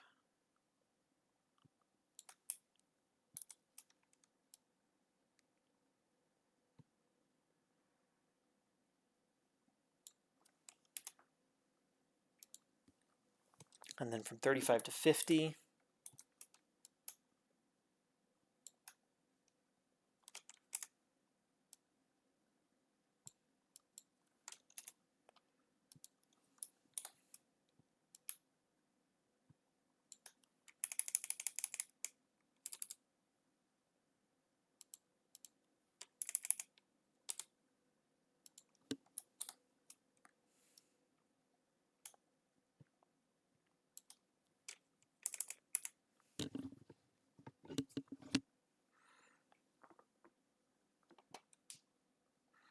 And 35 to 20, and then 20 to 10. Let's extend this just a little bit.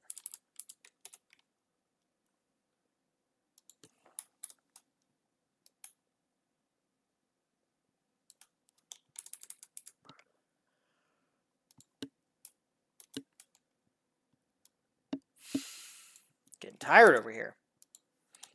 Actually, is this going to be this? Can these be the same size? Yeah, they can.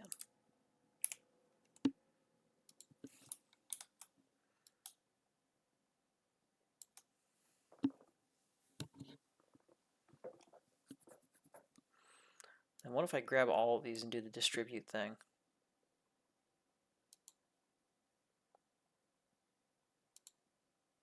Nice.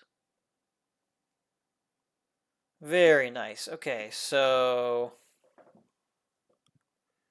we'll just kind of call this like, I mean, each of these is just a zone, and they're not like marked, they're not numbered on this board, but I wonder if it'd be helpful to have numbers in them. Maybe?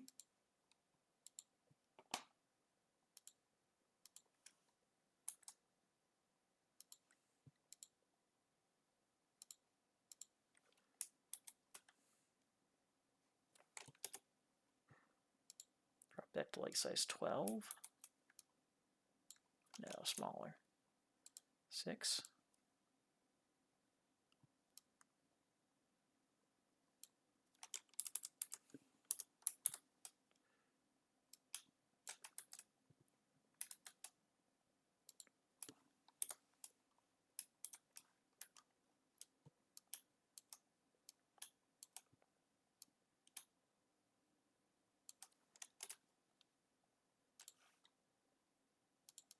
Two.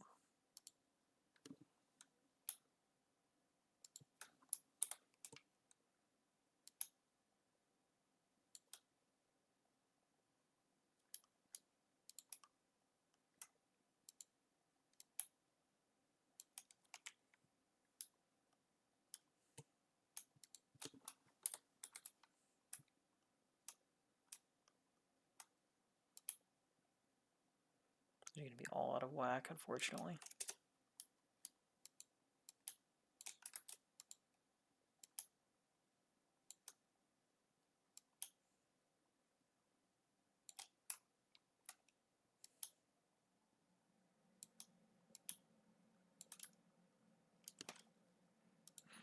One, two. Oh my gosh, don't do that. That's so annoying. 3, 4, 5, 6, 7, 8.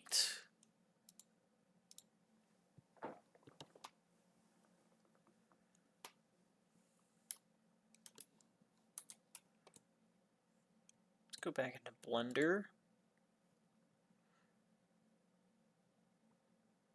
Let's go into shading.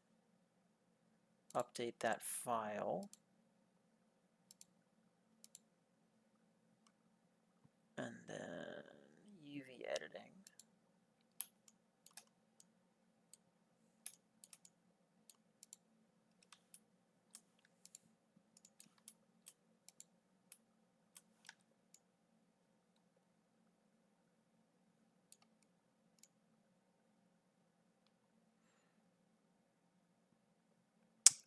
We should probably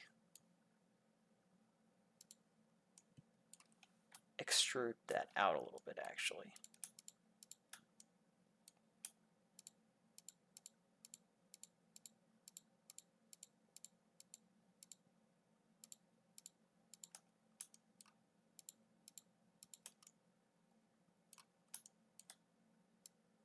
Like maybe to there would be good, maybe to there.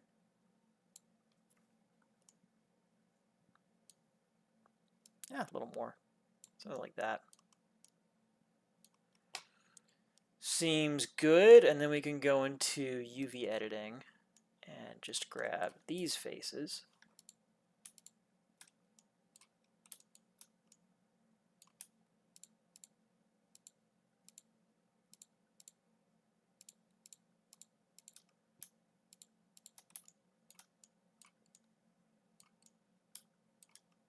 And say U, project from view, grab all this, move it up here, scale it.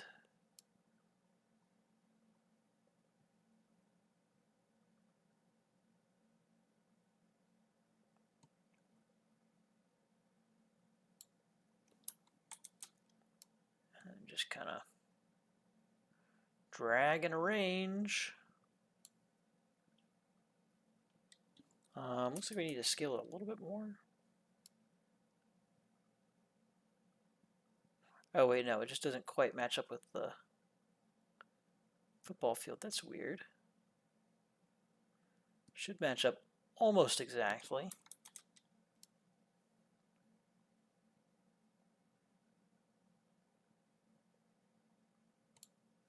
That's pretty good. That's pretty close.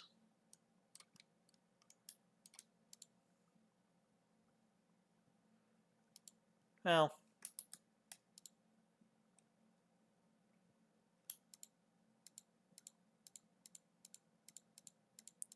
let's mess with it just a little bit more.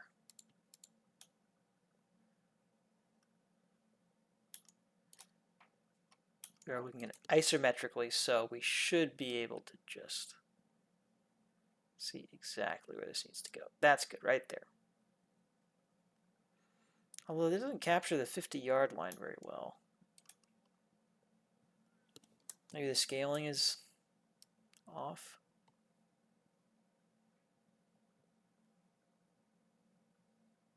Whatever, you get the idea.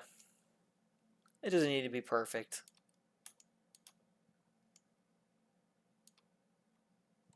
So, you know, get the football token, starts in zone 1, and then moves to zone 2. Maybe you get a 3-yard or 3-zone gain. 1, 2, 3. Now you're in zone 5. It works exactly the same way. And it would also make it pretty easy to just swap between Eat spicy goodness second season like a and boss. Express. Spicy goodness like a boss. Thanks for the follow. Appreciate you. Yeah, we're just looking for a way to combine these second season full play and express boards into one board, and yeah, it's looking pretty good, I would say. I'm liking it quite a bit. All right, what else do we want to do? Got the down markers here. Man, I wish I could 3D print this. I should get a 3D printer and try to print this out and try it out. That would make for a good stream, probably.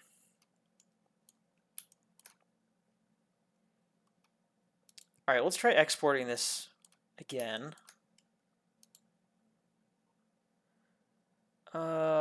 Export as OBJ.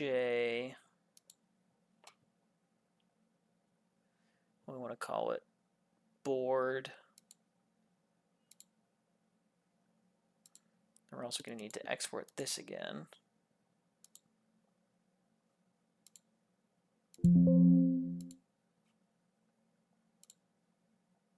Just go back into Tabletop Simulator.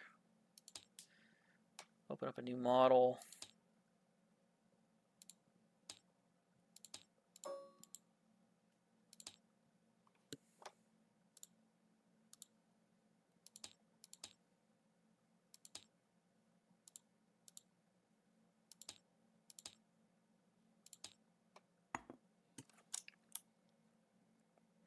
Scale that all the way up.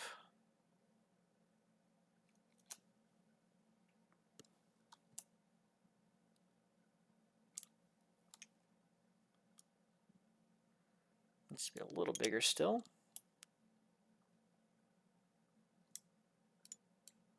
Something like that.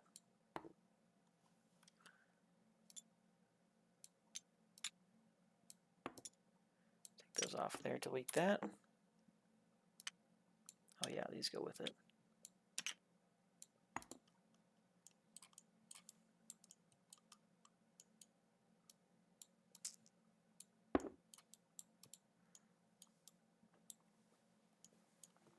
All right. Well,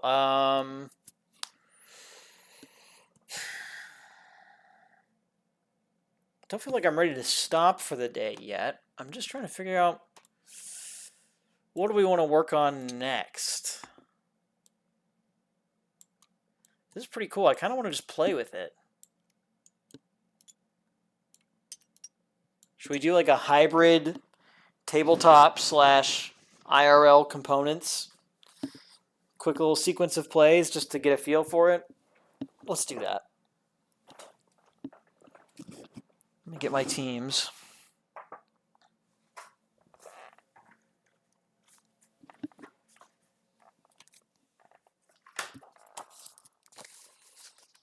Where is San Diego? My personal favorite. There they are. San Diego. We'll have them play Chicago. And then I'm going to need this book, obviously, too. Wish I had a better way to split the camera view so you could see my tabletop and my tabletop simulator at the same time.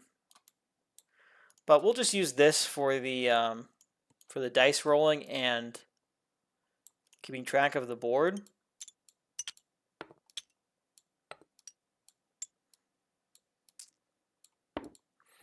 So we'll start with the kickoff, and what are we going to need to do for that? So let me get all my other boards out here.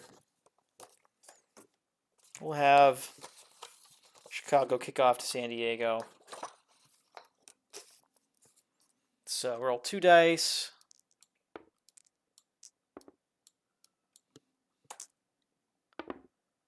$22 on the kickoff chart is a 66-yard kick.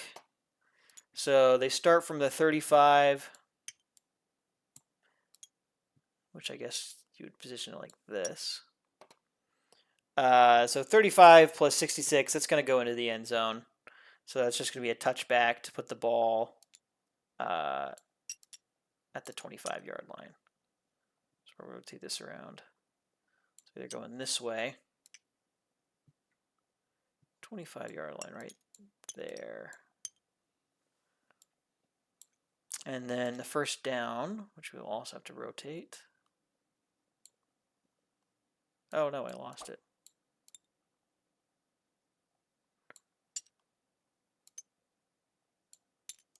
Probably this will need to be double-sided so you can just flip it over instead of rotating it because it's a little wonky this way. First down will be right there. Okay. So, oh yeah, we got to return it. Oh no, we're not going to return it. We're not going to return it because it's a touchback. That's right. So now it's time for San Diego to start making some calls. We're in normal play calling right now since we're just getting started. So we'll grab our white dice as well as our 2 black and white d6s and the d20. And we'll grab this one in case we need to check for tendency. We'll just kind of roll, well, let's press the R button. Roll all this at the same time. Okay, so San Diego is a run tendency team, which means on this tendency result, they're going to use 3 on the board, and that means for a run tendency team, they're going for an outside run versus a run defense. Now, how easy was that, guys? How cool is that?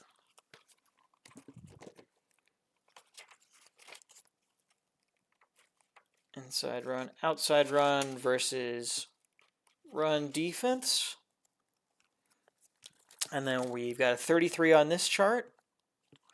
So we want to see, is SB a run 2? SB is not a run 2. So that means we're going to be looking at runner flattened as he turns corner, no gain. Okay. No gain. So we move the down marker to second down. And we would advance the time to 2. I know it's kind of hard to see where that is, but just understand that the shadow is marking where that is right now. Okay, and then we just go again. So, sorry, I'm running low on table space here. It's a little hard to keep track of everything. We're just going to roll the same dice again. Tendency versus safe. They rolled a 1 for their tendency, which means it's going to be an outside run versus a safe defense.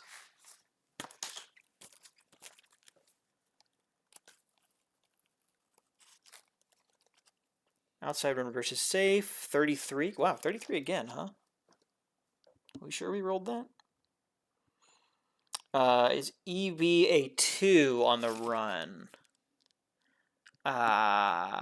He is not. Tano Hollingsworth is not a 2. So that means defense not fooled, hole plugged, no gain. Wow, so Chicago is really giving it to San Diego's offense right now. Advance that up to 3. Should you have a spot to mark quarters on here too? I'm just now realizing that that is not a part of this at all. Maybe that would be cool though. Something to think about. Let's run another play here. So I don't know if this would be considered third and long. It's 10 yards. I guess I'm not exactly sure what long is considered to be. But we'll say that it is long. So we're going to be in a pass defense, or probable pass play. So we'll grab our green dice for this. So it's a medium pass versus a pass defense.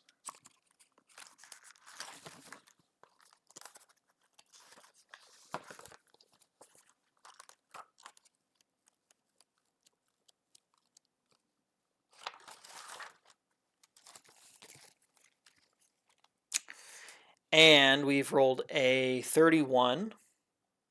So we want to know if TA or CE is 0 on the pass.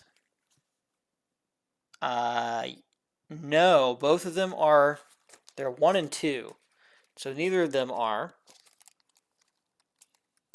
Which means the QB runs, go to page 12 and roll again. I don't know that I've been to page 12 before. Oh, it's just outside run. Okay. I see. So we're just going to roll these again. 13. What is our quarterback's rating? Outside run rating. He's quadruple A. So that is going to be an XR column result. Let's roll those again. 43.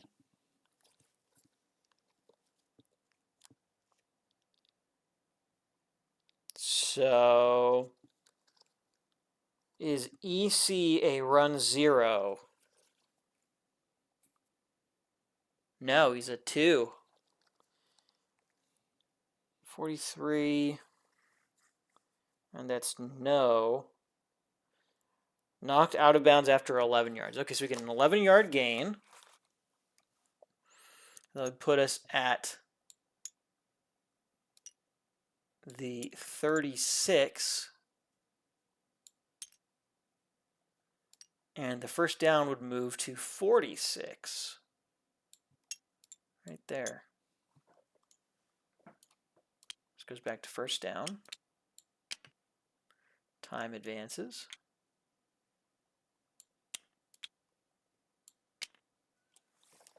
So anyways, that's how it would work. You know, don't want to play a full game here. Or even really a full anything. Just kind of wanted to test it. But yeah, that seems... I don't know whether I'm just getting used to the game or what's going on here, but it seems significantly easier, for me at least, to play when you've got these dice just telling you what what the result is.